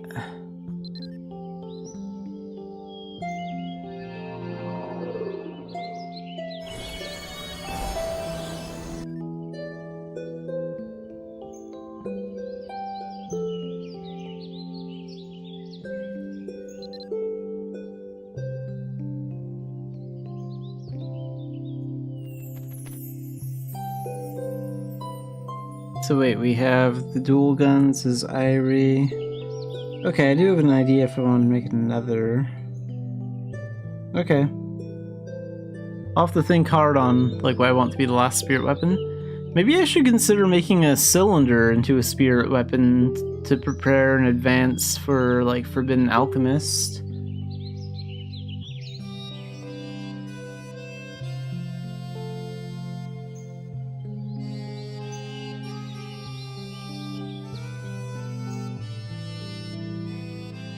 That's the great thing about Mabinogi, like,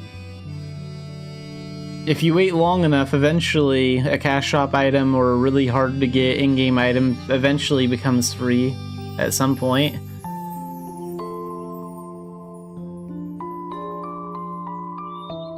Well, we usually get things about 6 months after, so they just came out in Korea, so,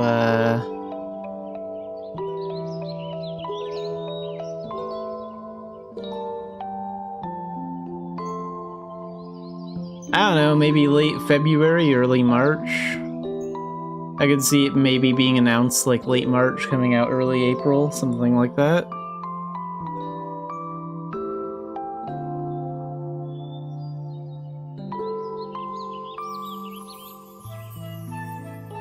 What kind of ultimates do we have to look forward to here?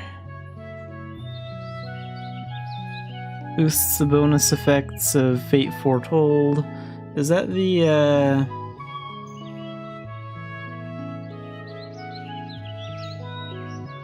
is that the one with the...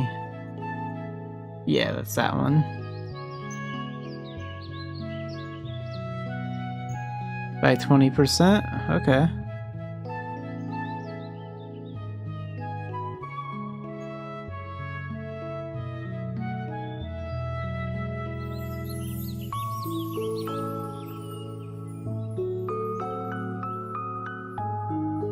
And what's the ultimate for something like this?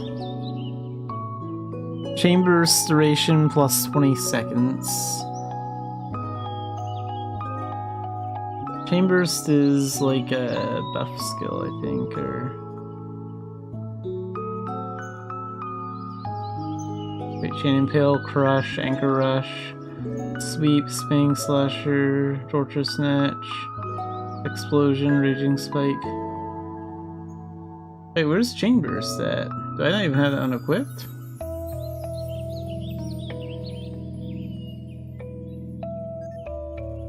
I may have left the Chain Slasher skill out. Oh yeah, Chambers, there we go.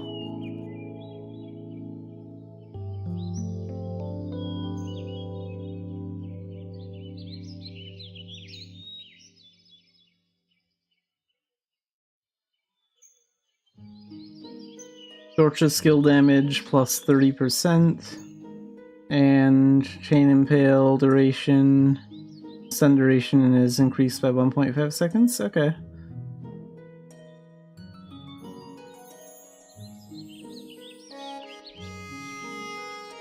That's not too bad.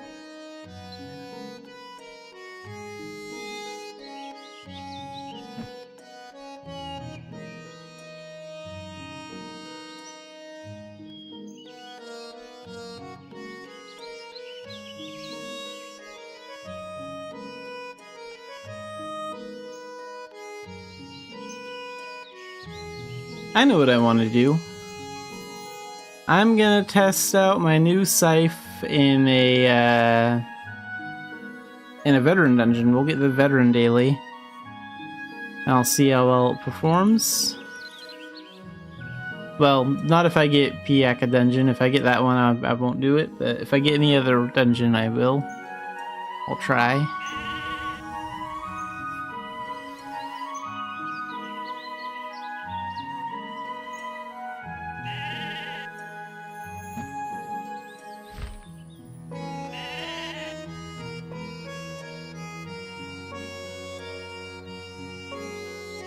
Yeah, so these items are mostly cosmetic. Let's see what the other one looks like, actually. Oh, that is awesome. Yeah, both those are equally cute.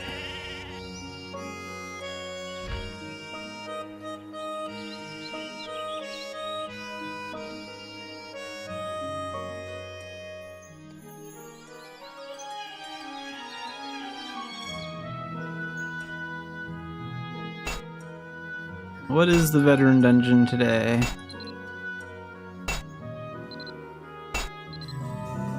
Albie! Yeah, we'll test.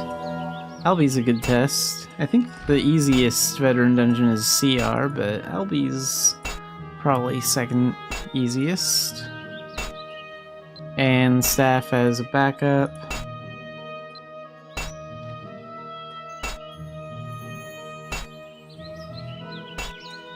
Alright, let's give this a test run.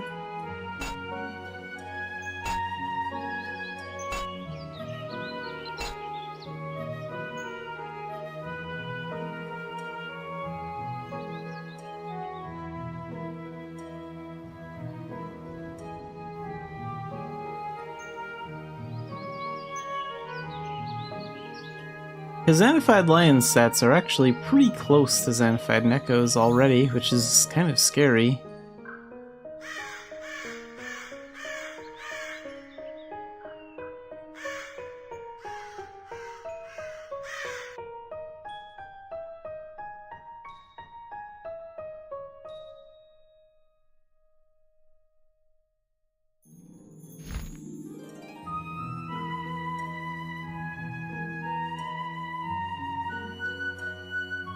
That veteran pass go off to? There you are.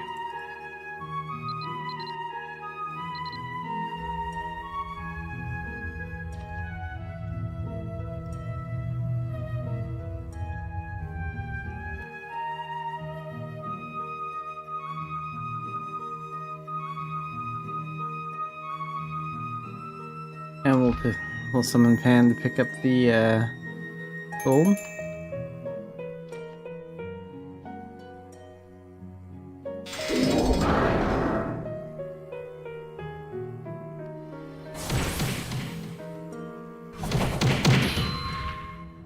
He's still not doing a whole lot of damage.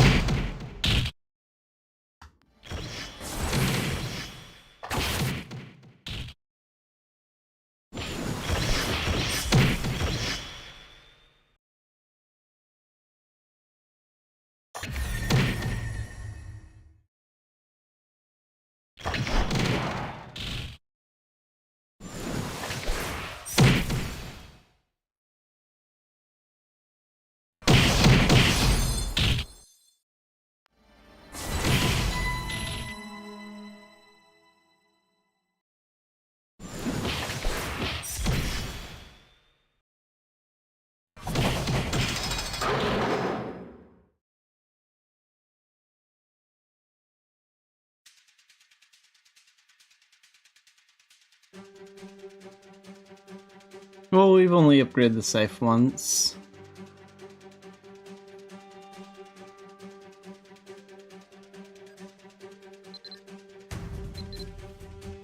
Oh wow, we have 5 full channels. That is a lot.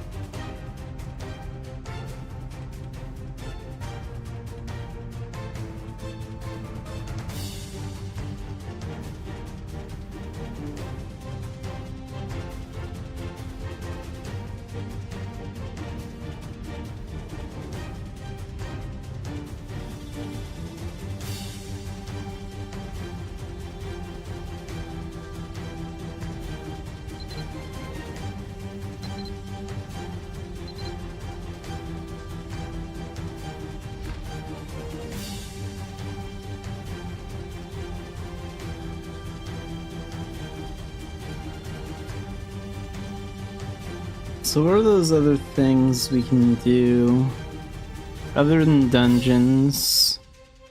I'll do society sponsorship quests tomorrow probably. But yeah, I think we'll do the prologue quest.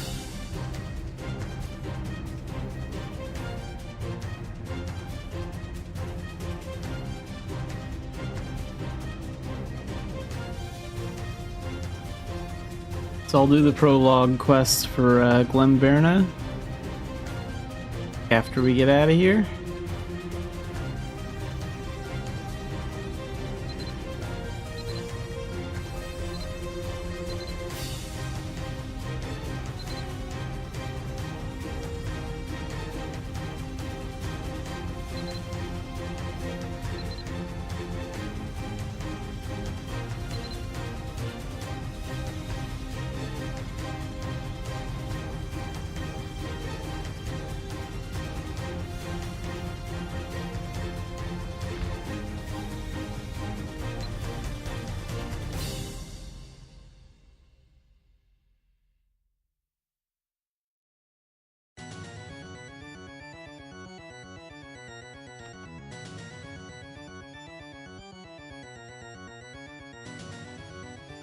So wait, do I even have the quest?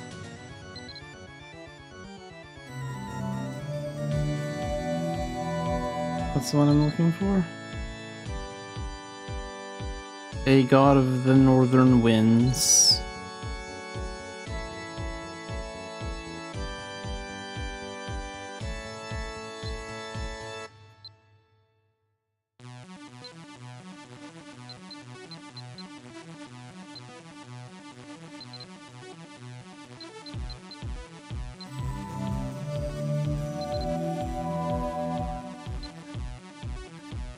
So do I have anything related to the...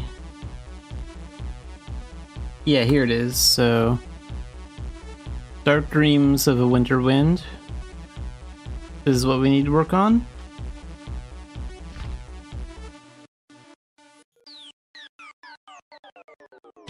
Unfortunately, Xanafiedlion has other important matters to attend to first. So we'll take a quick break and then work on that Glenberna stuff when we get back.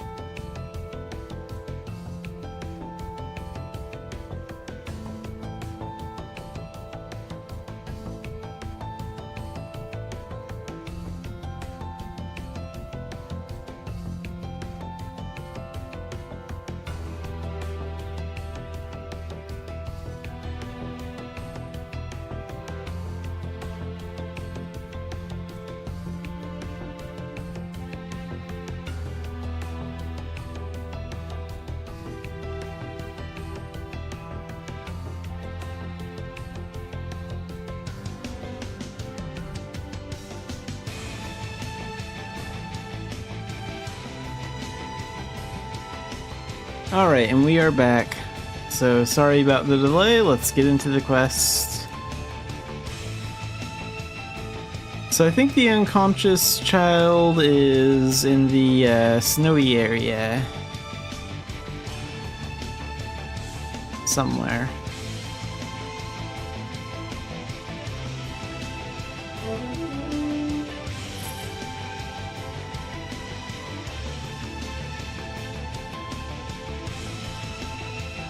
Oh, this is some sort of alchemist quest. I'm not interested in that right now.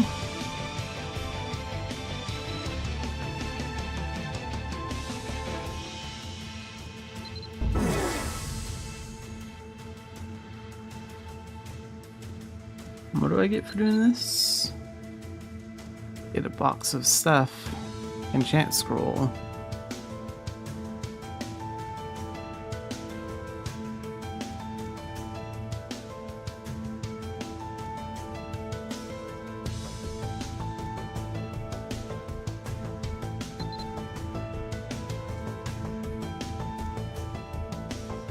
Okay, so I think the NPC we're looking for is in Area 1.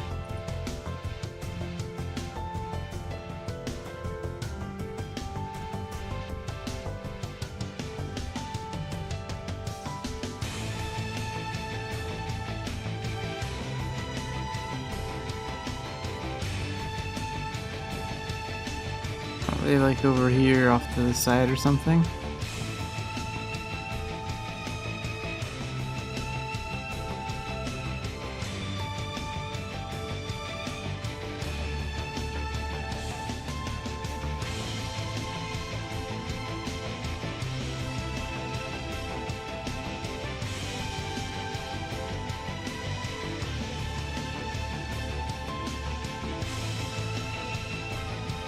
Well, maybe they're in Area 2, I don't really remember.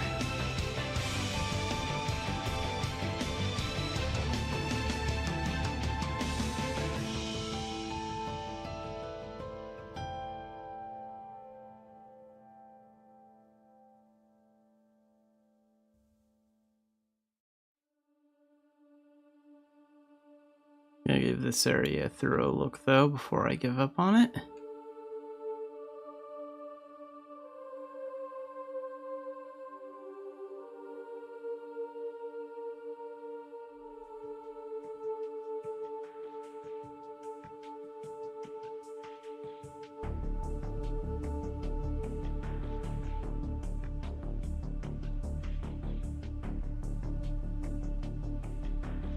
Okay, let's go check out Area 2 again.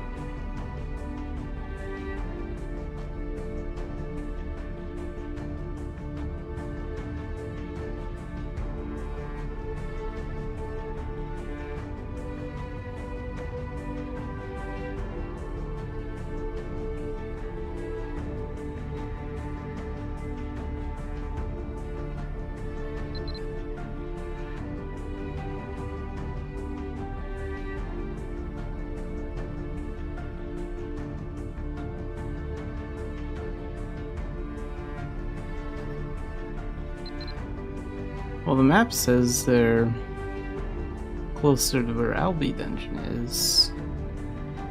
I don't know if that's accurate, though.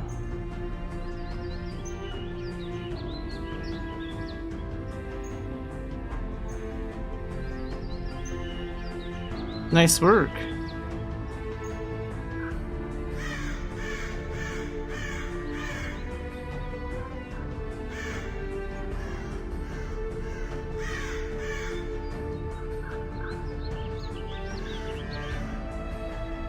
Do you want to do the Echo Stone dungeon runs and the Alban Knight's training ground today, or do you want to do that tomorrow? 목욕한 지 오래됐다. 아, 찝찝해.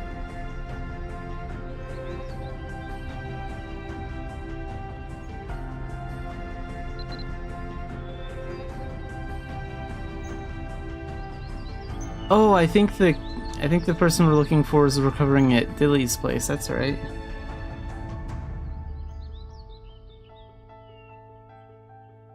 Demigod is still like one of the best transformations in the game. 창거리 마련하는 것.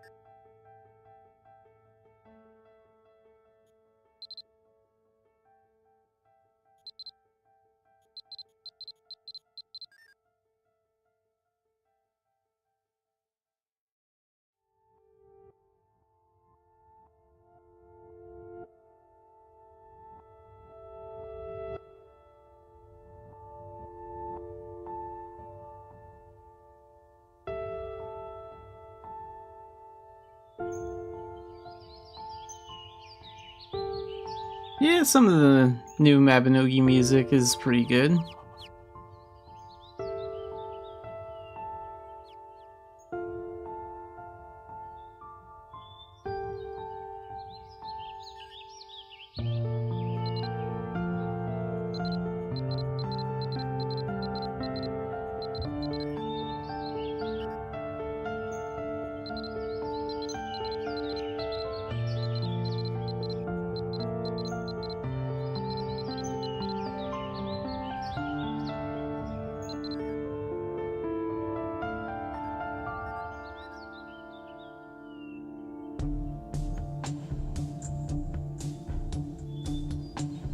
Oh yeah, there's all that wrap-up stuff after you beat up the boss.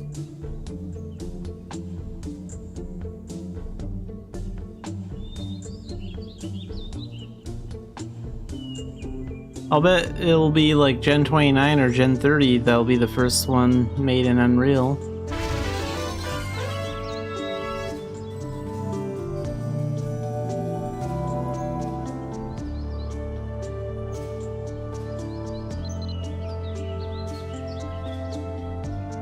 Yeah, but like I think like Gen 28 will probably still be with the old engine, but like I'm saying like I think that like by Gen 29 or Gen 30, like by that point they might be like Unreal's almost ready, we'll just make that one an Unreal.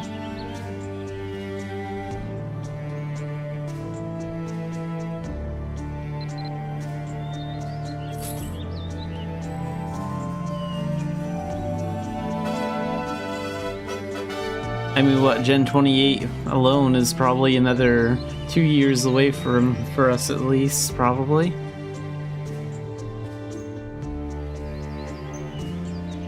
이건 좀 뭐.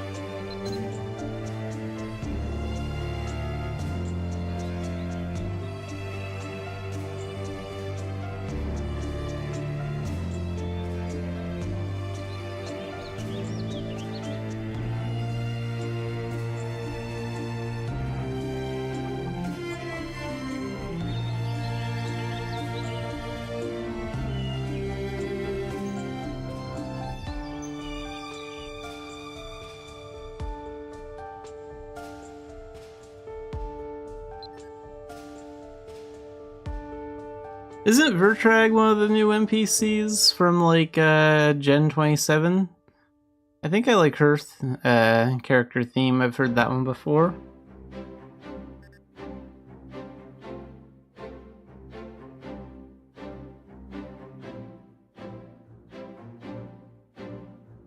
I'm always bad with the names. It's like VERTRAG or something like that.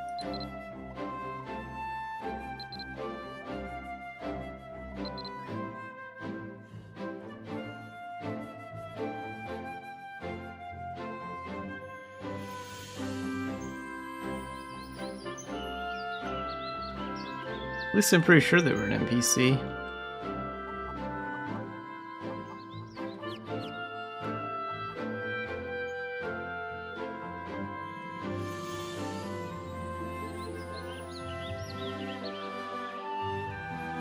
Yeah, that one.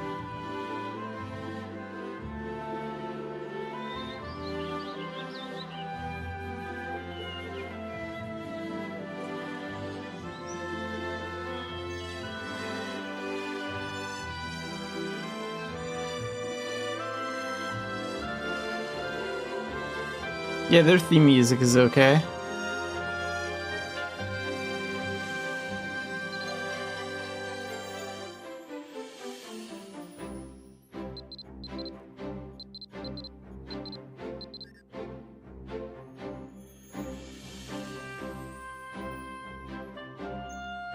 Craft a cloth mail. Isn't that a tailoring thing? But Nora will sell the manual.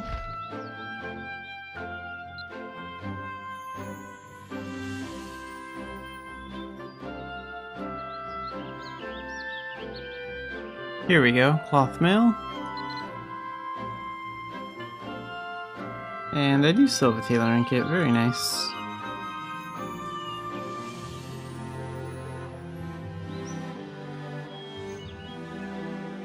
It's actually funny, I know someone whose name is also Nora that actually looks a lot like Nora from Mabinogi. I know someone in real life that looks a lot like this Nora.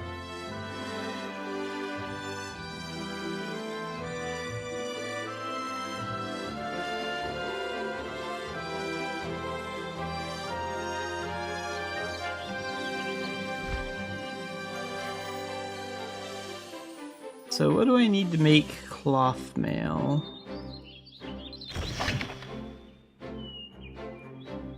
Oh, not that one. This one.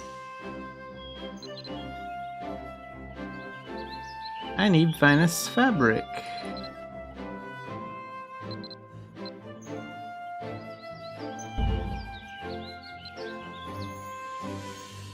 Oh wait, maybe my fairy pet has that.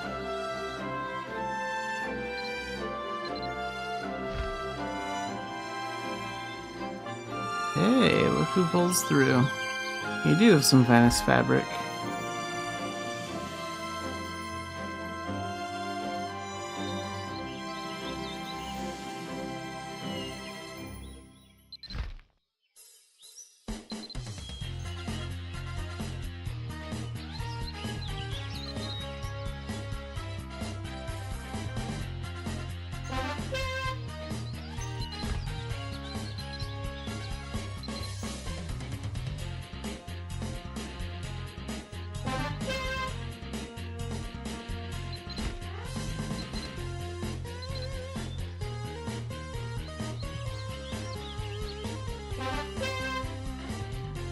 Final stage remaining, so what do I need?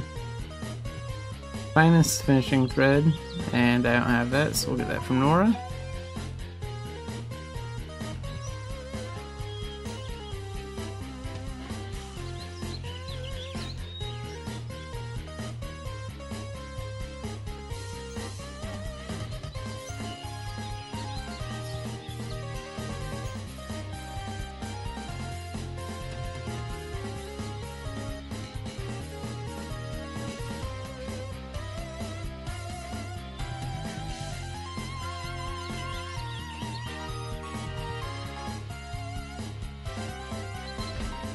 Phone user detected. I won't be using my phone for any Mabinogi things until that app comes out that lets us change our character appearance from our phone or tablet.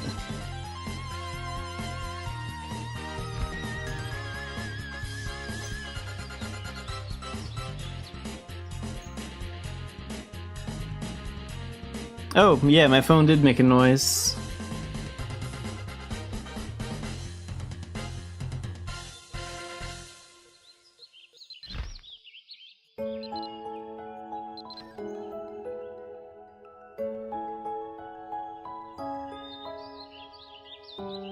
I do keep my phone pretty close to my mic. Okay, there we go.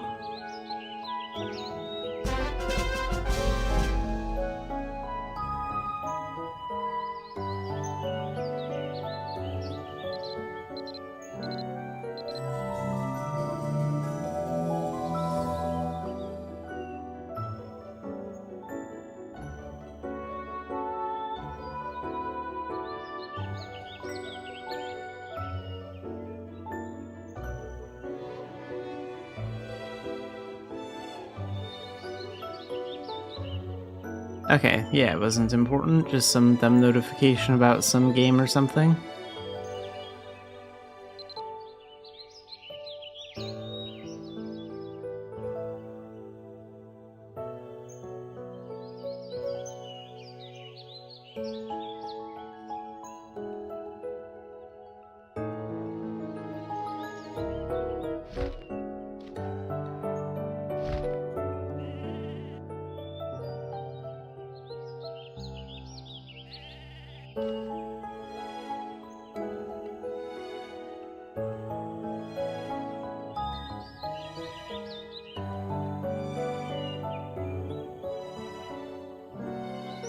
Like, the phone notification thing was, like, from Facebook, from, like, a gaming group.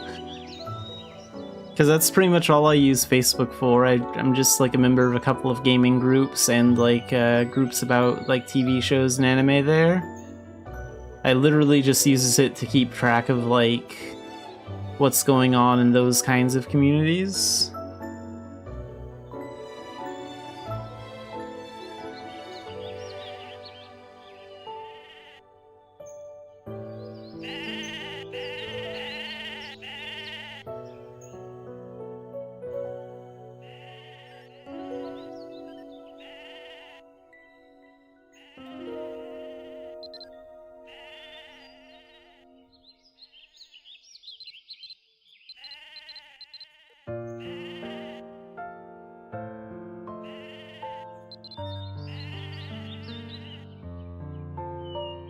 Talk to Tracy. Alright.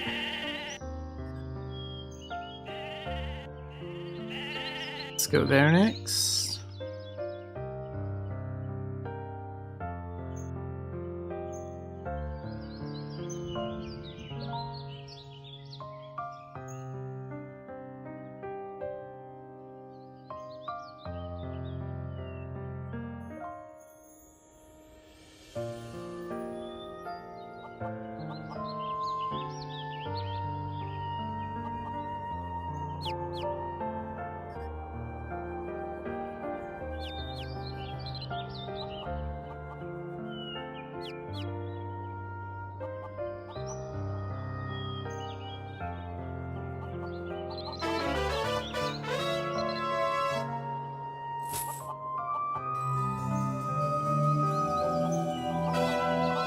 What's up next? Word travels far. Word travels from afar.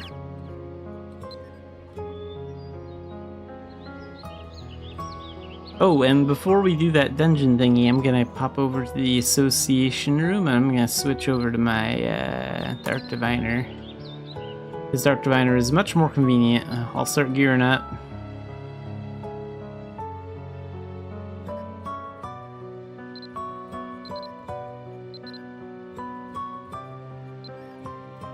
And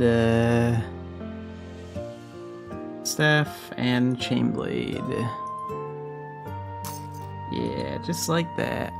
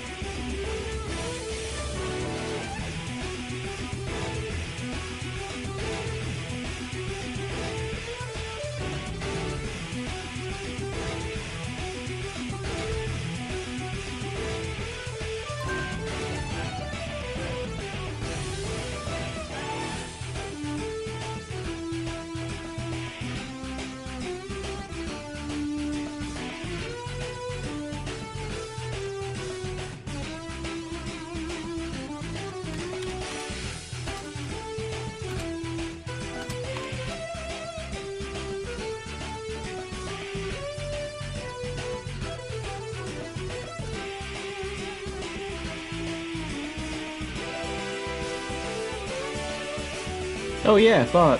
Hello, bot. Goodbye, bot.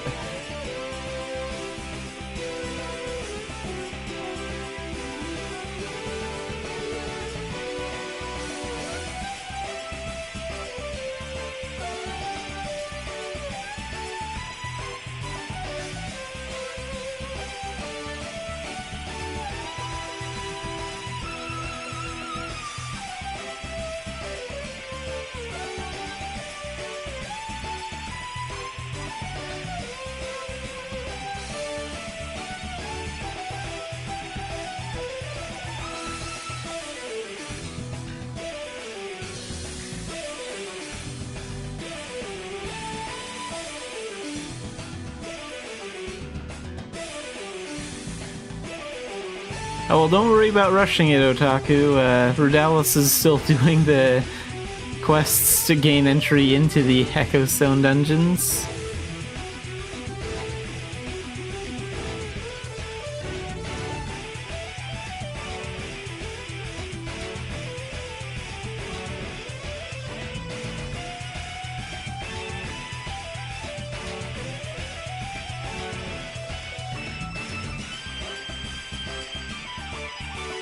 Yeah, it's no worries. We got lots of time.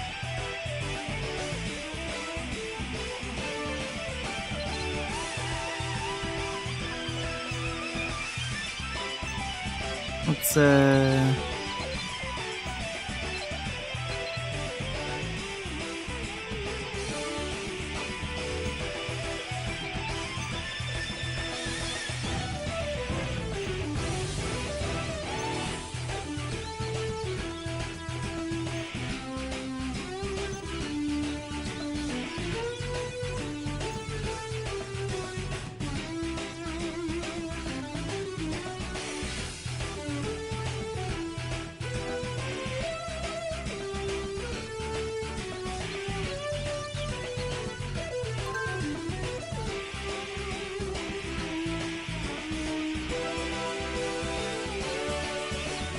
yeah, you have to talk to N.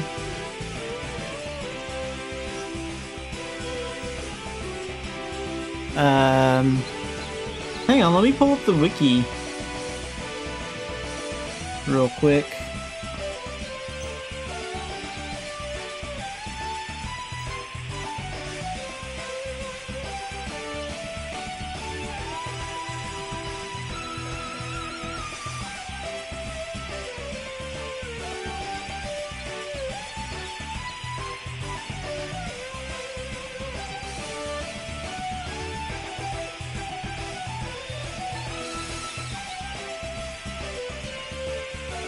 Here we go, let's see what we're stuck on. N's memories.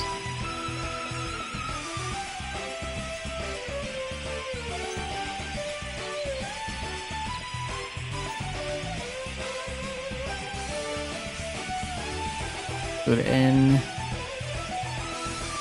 Main story. N is actually a spirit who took the form similar to her friend.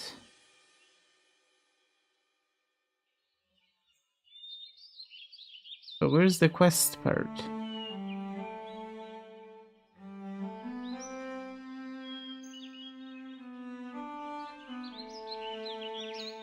Maybe Memento? Nocturne of Wind, here we go.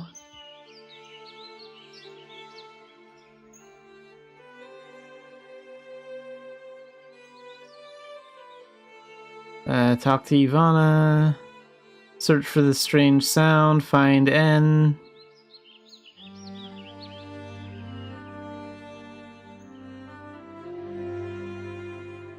Taken to the mysterious shadow mission.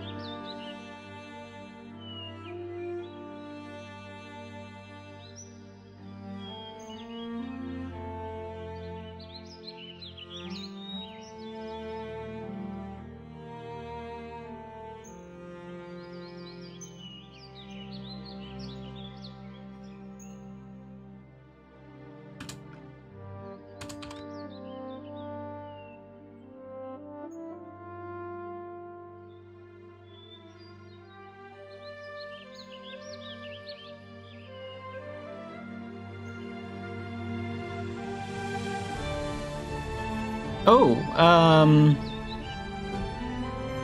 maybe... Well, I mean, you should have a quest. Maybe it's on the blue receivable quest board.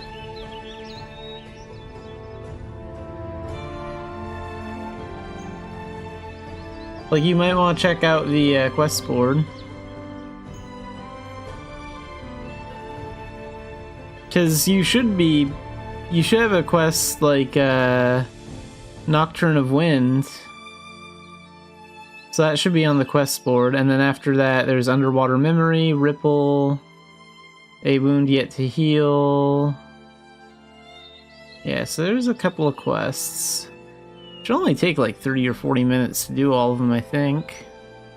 They're not too long.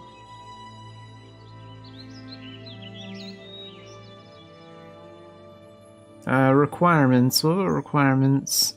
Well, I'm pretty sure you're like a total level of 500.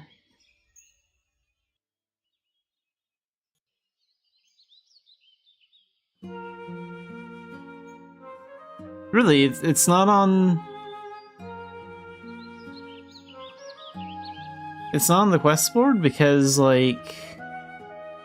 The wiki says that if you meet the requirements, you should have it, so it should be either in your quest logs, probably in basic, or, well, maybe it does get its own tab, I don't really remember.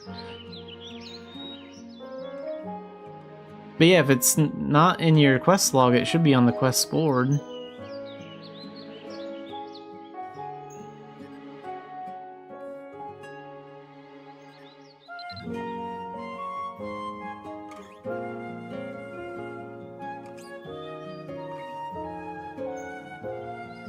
Yeah, we're trying to figure out where Rudalis is stuck on the end quests.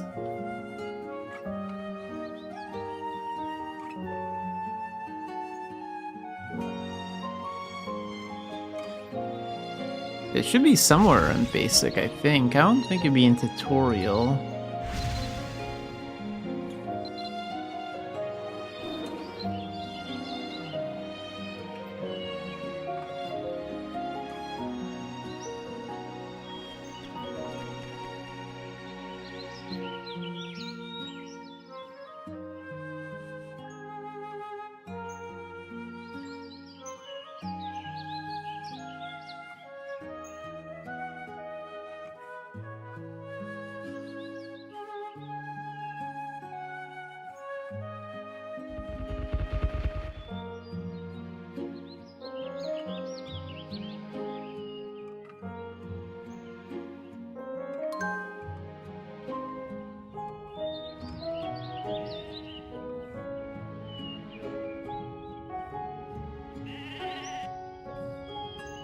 That's weird.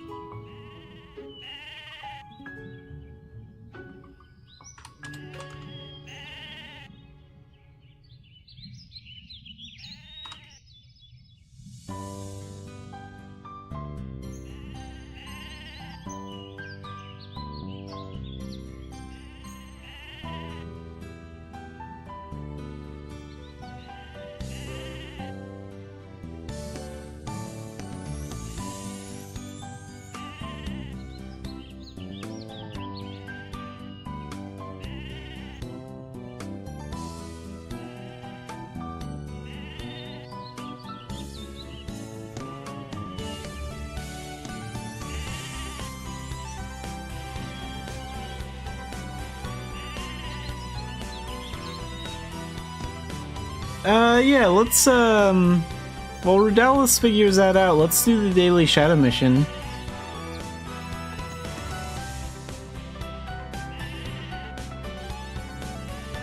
What channel are you playing on?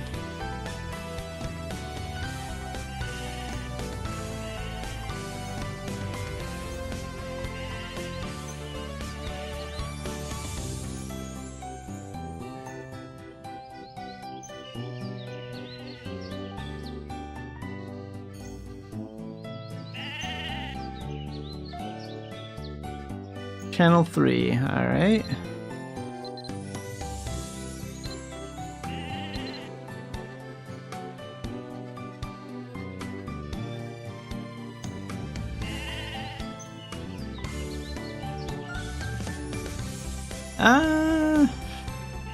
Well, Tara is Ghost of Partholon, and I think Tailton is Shadow Commander 2.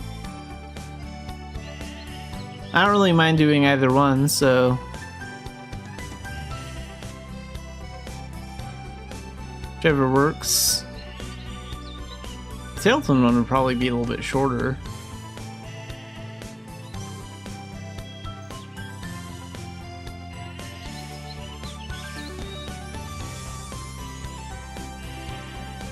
Alright, I'll head over to Tara.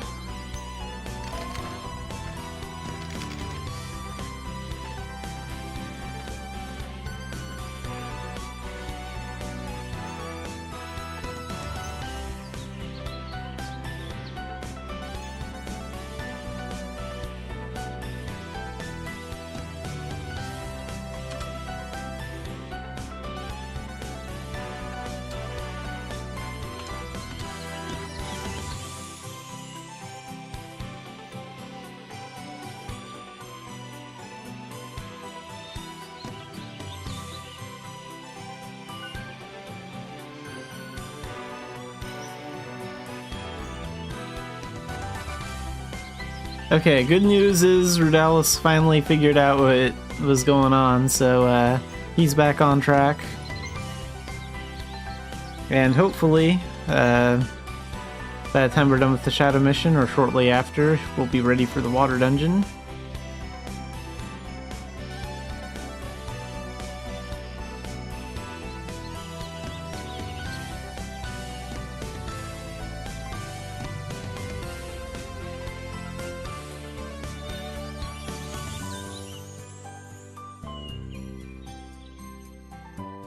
Unfading Garden, that is pretty cool.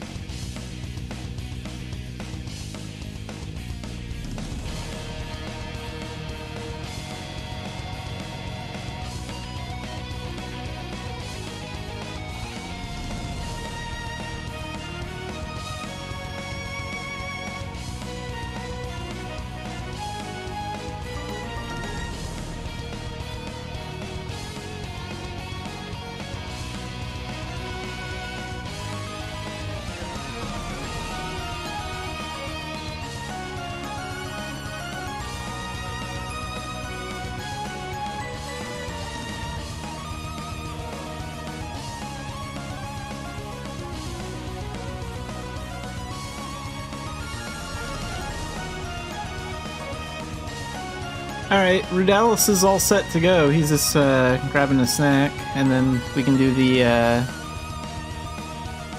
do that dungeon.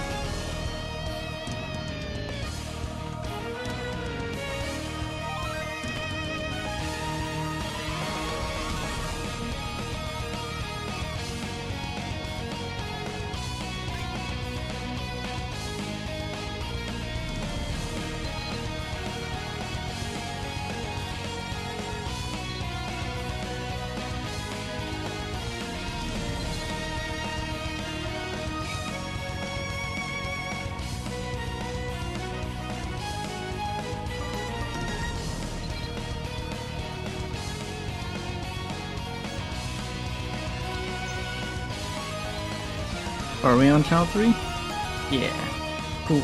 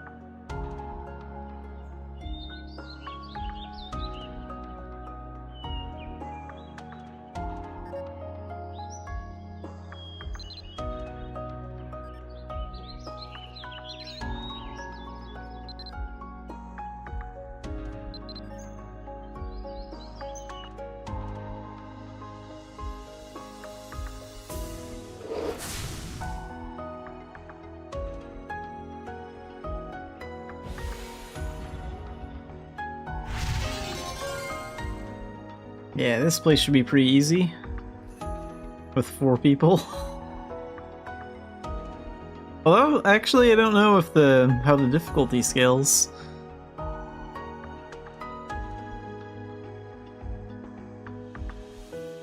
Might be a little bit tougher with more party members.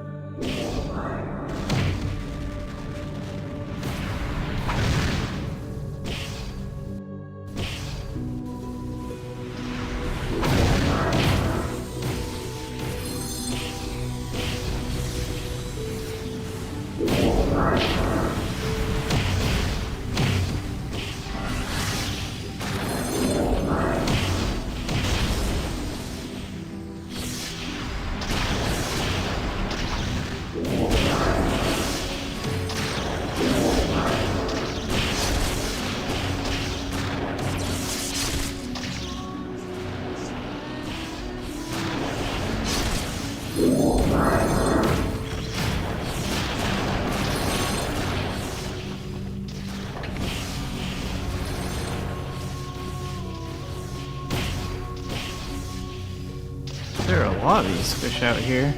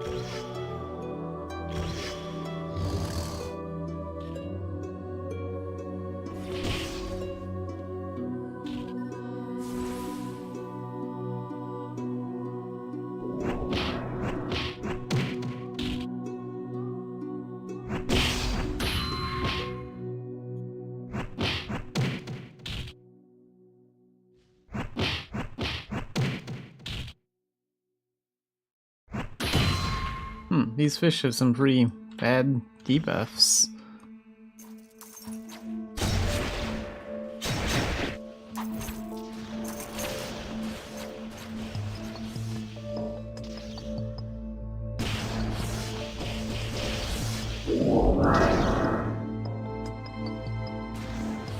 How long do those last, anyway? Okay, now they're ending.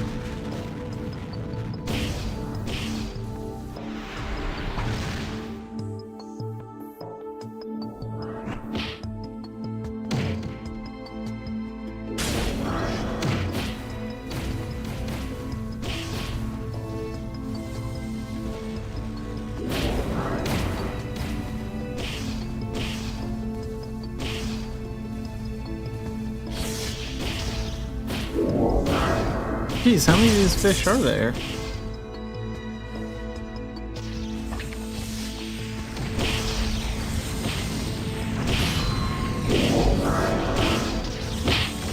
Let's go over here.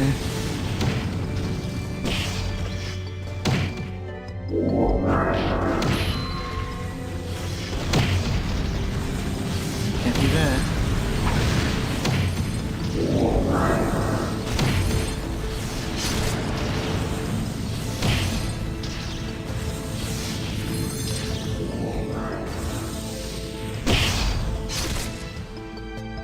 Feels like they're endless.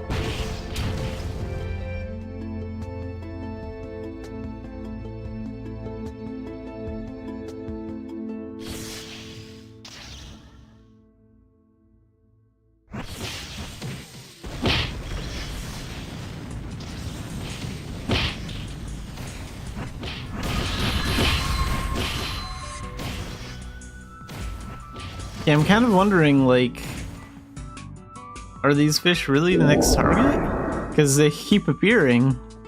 Surely they run out eventually. Hang on, let's make sure we didn't miss a cube back here. I just want to be sure. Because there's a little blue square on the map, and that could have been the one that we did when we first came in, but I thought the blue square would have vanished. Well, yeah, obviously, because my character is carrying you. Oh, we didn't finish off all the enemies here. That's the problem. I think those fish are designed to be, like, infinite in number. We didn't finish the job here, there's a dog left.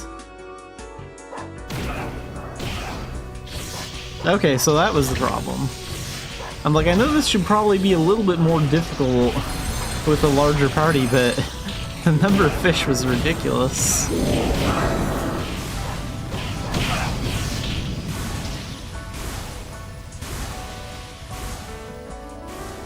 Okay, yeah, now we're good to go. Haha, you can't ride on my shoulder now. You have to wait until the next cube over here.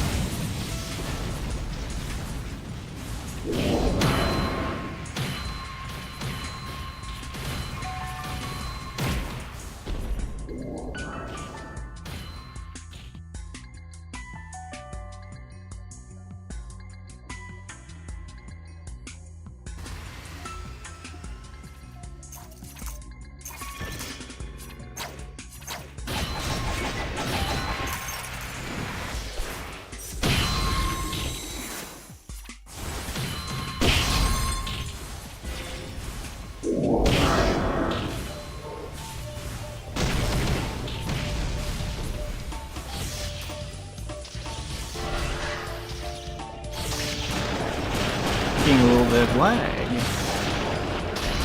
Well, let's make the boss more fun.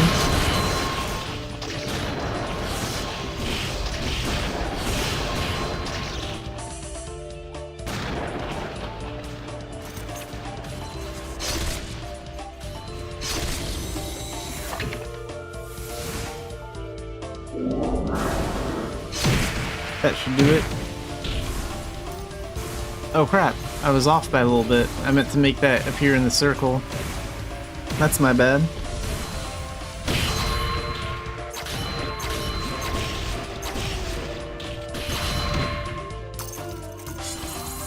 use...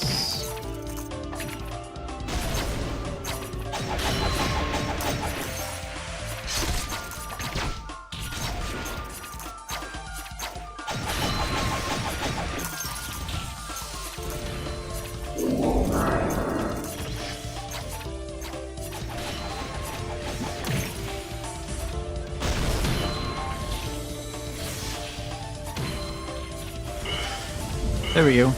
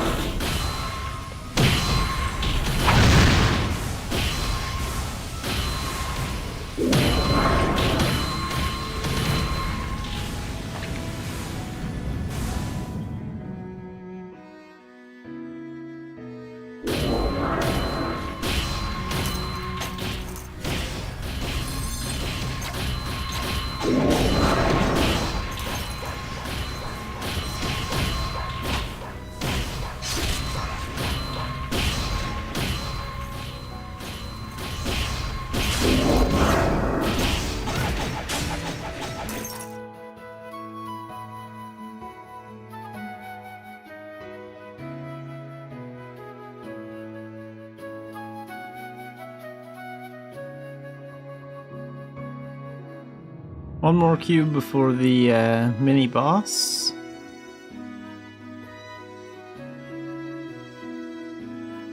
When we get to the dragons, we can just drop some meteors down on them and crush them in no time at all.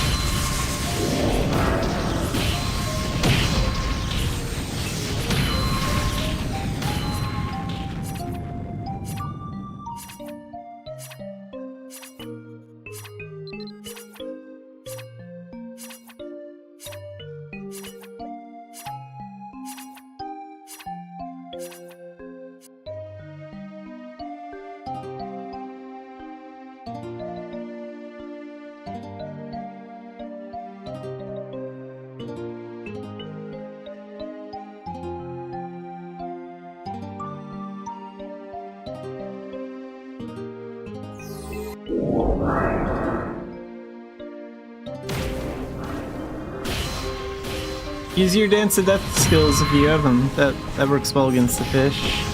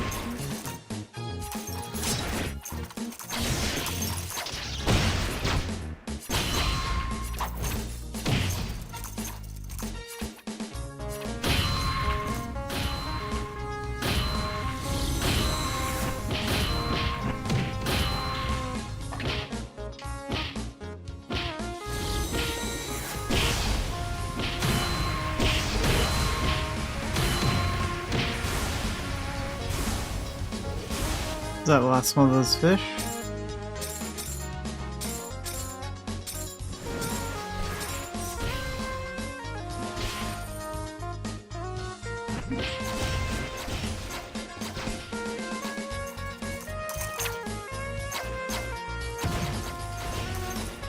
Wait, there's still one left.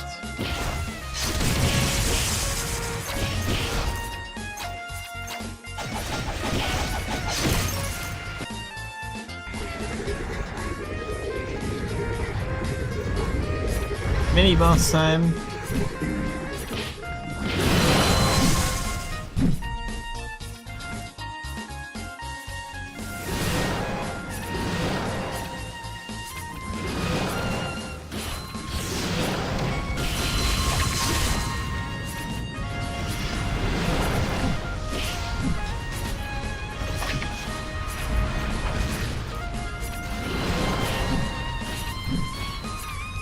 There we go, easy.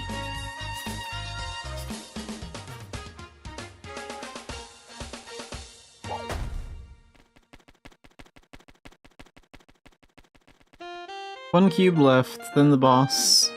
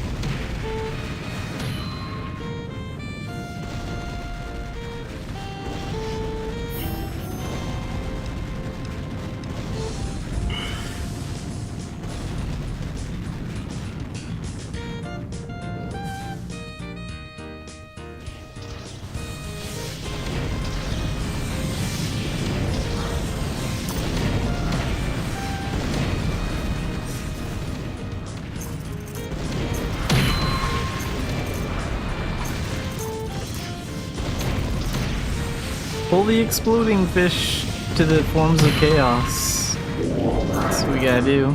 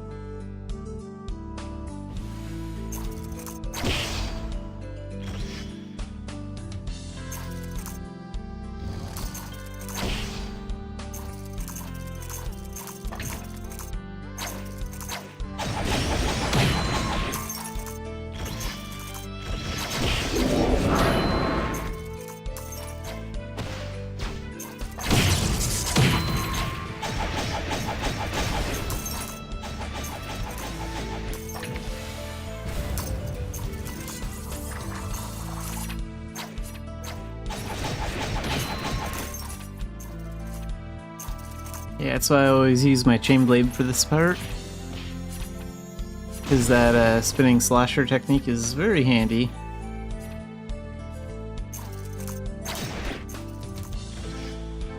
Come on.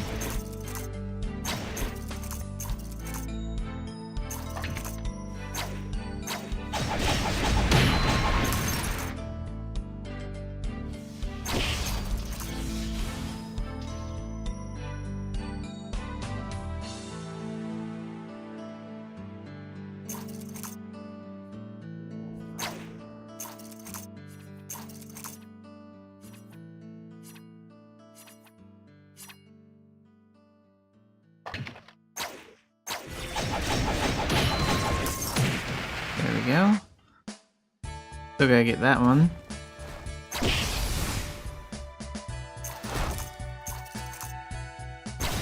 Come on. That's a good fish.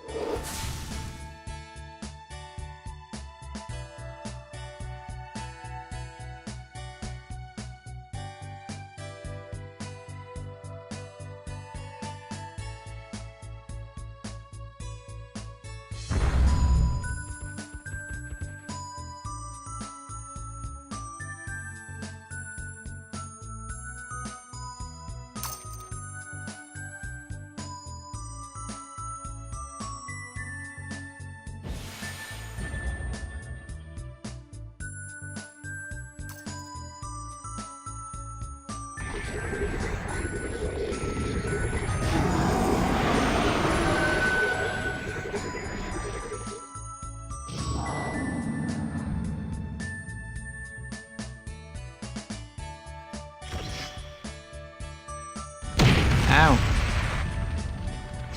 That was fun.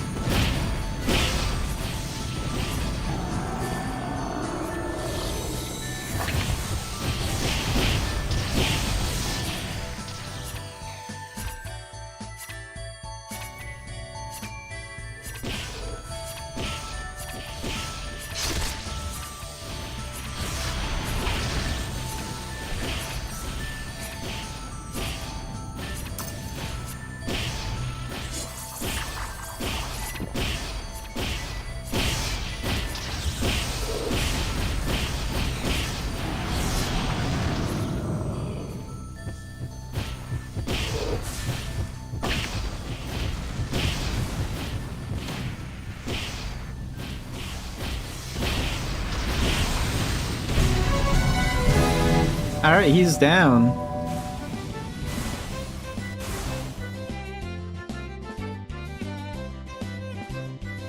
Don't forget to upgrade your Echo Stones.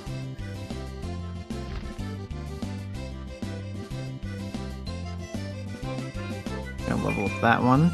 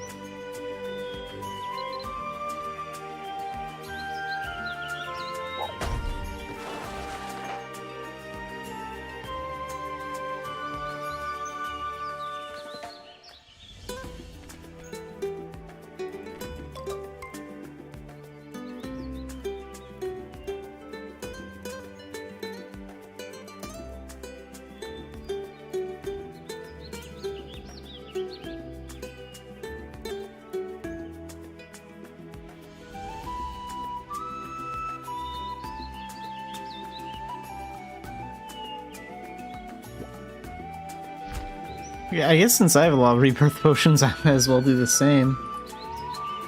Since everyone else is doing it.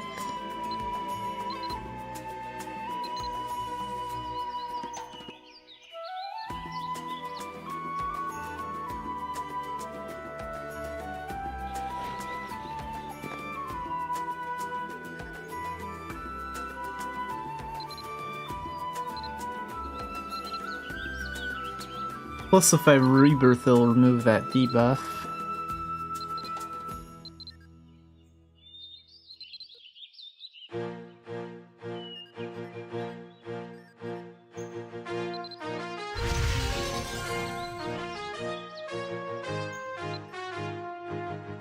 Oh, I guess I gotta create a new party?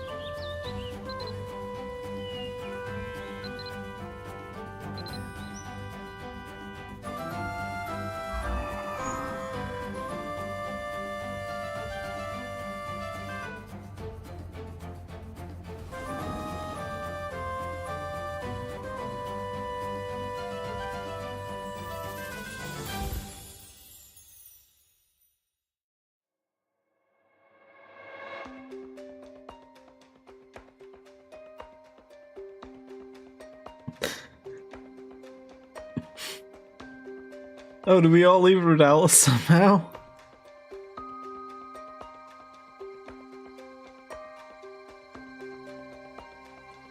I didn't realize he left the party. Yeah, that's what it was. I didn't realize that he left the party.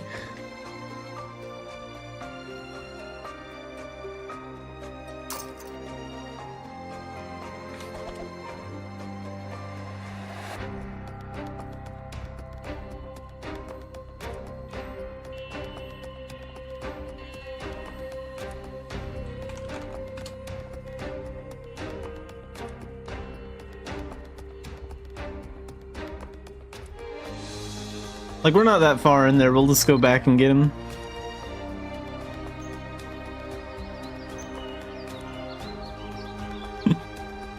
Yeah, I didn't realize that he left the party when he went to level up.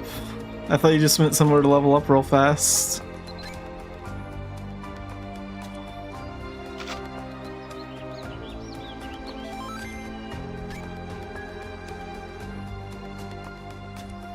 Well, I'd like to say that was intentional, but it wasn't.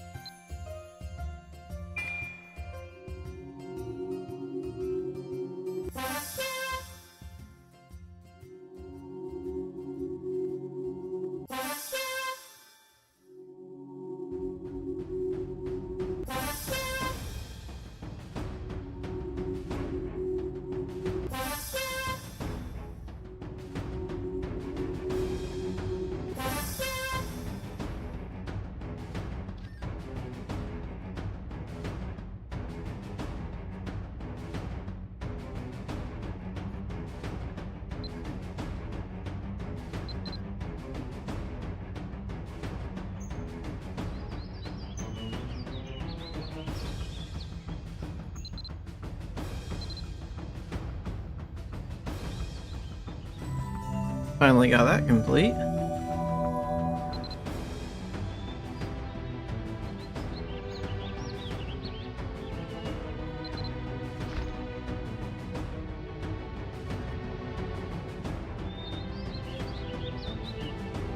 Okay, well, we'll use that later then. It's not like I'm using Battle Astrologer right now anyway.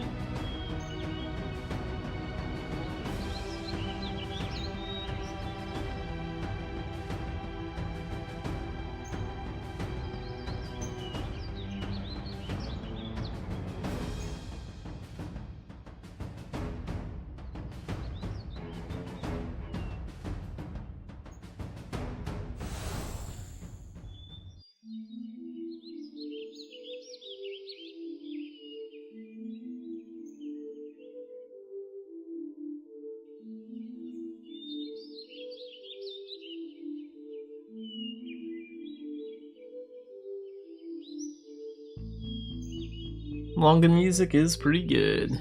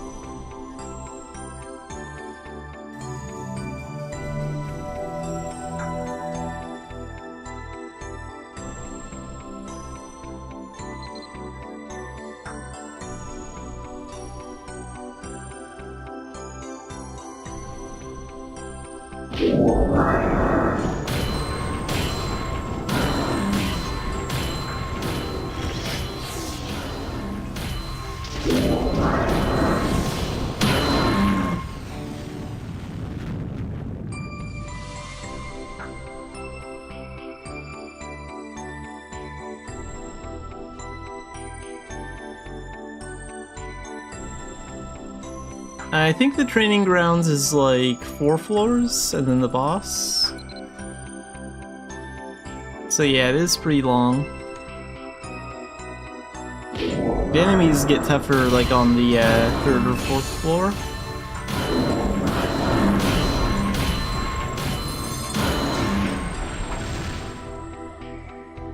Where's the thing?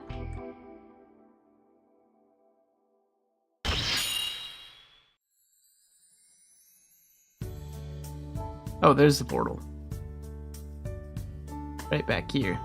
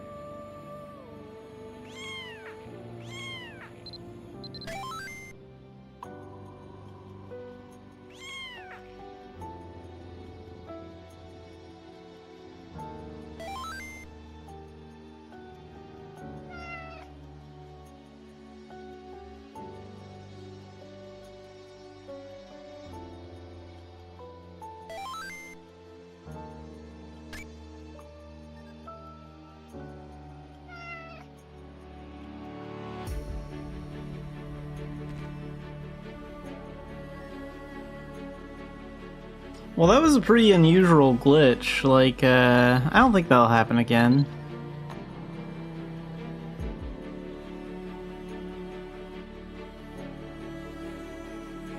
Because when I ran it through Dallas earlier, that didn't happen.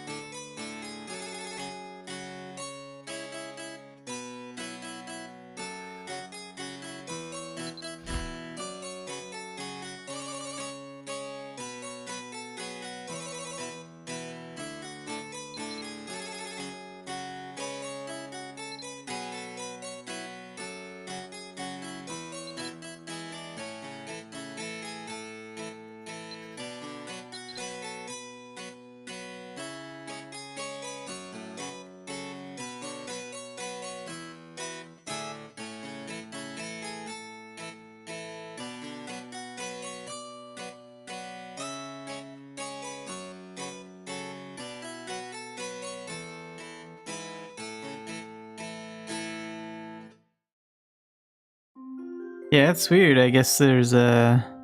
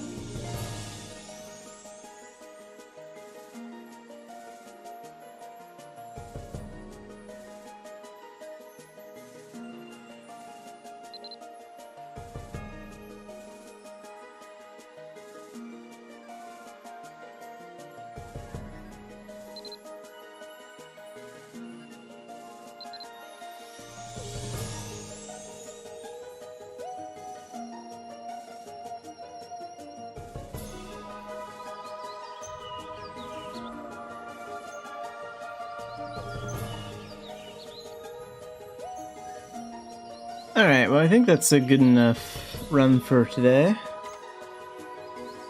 So, got a lot done today.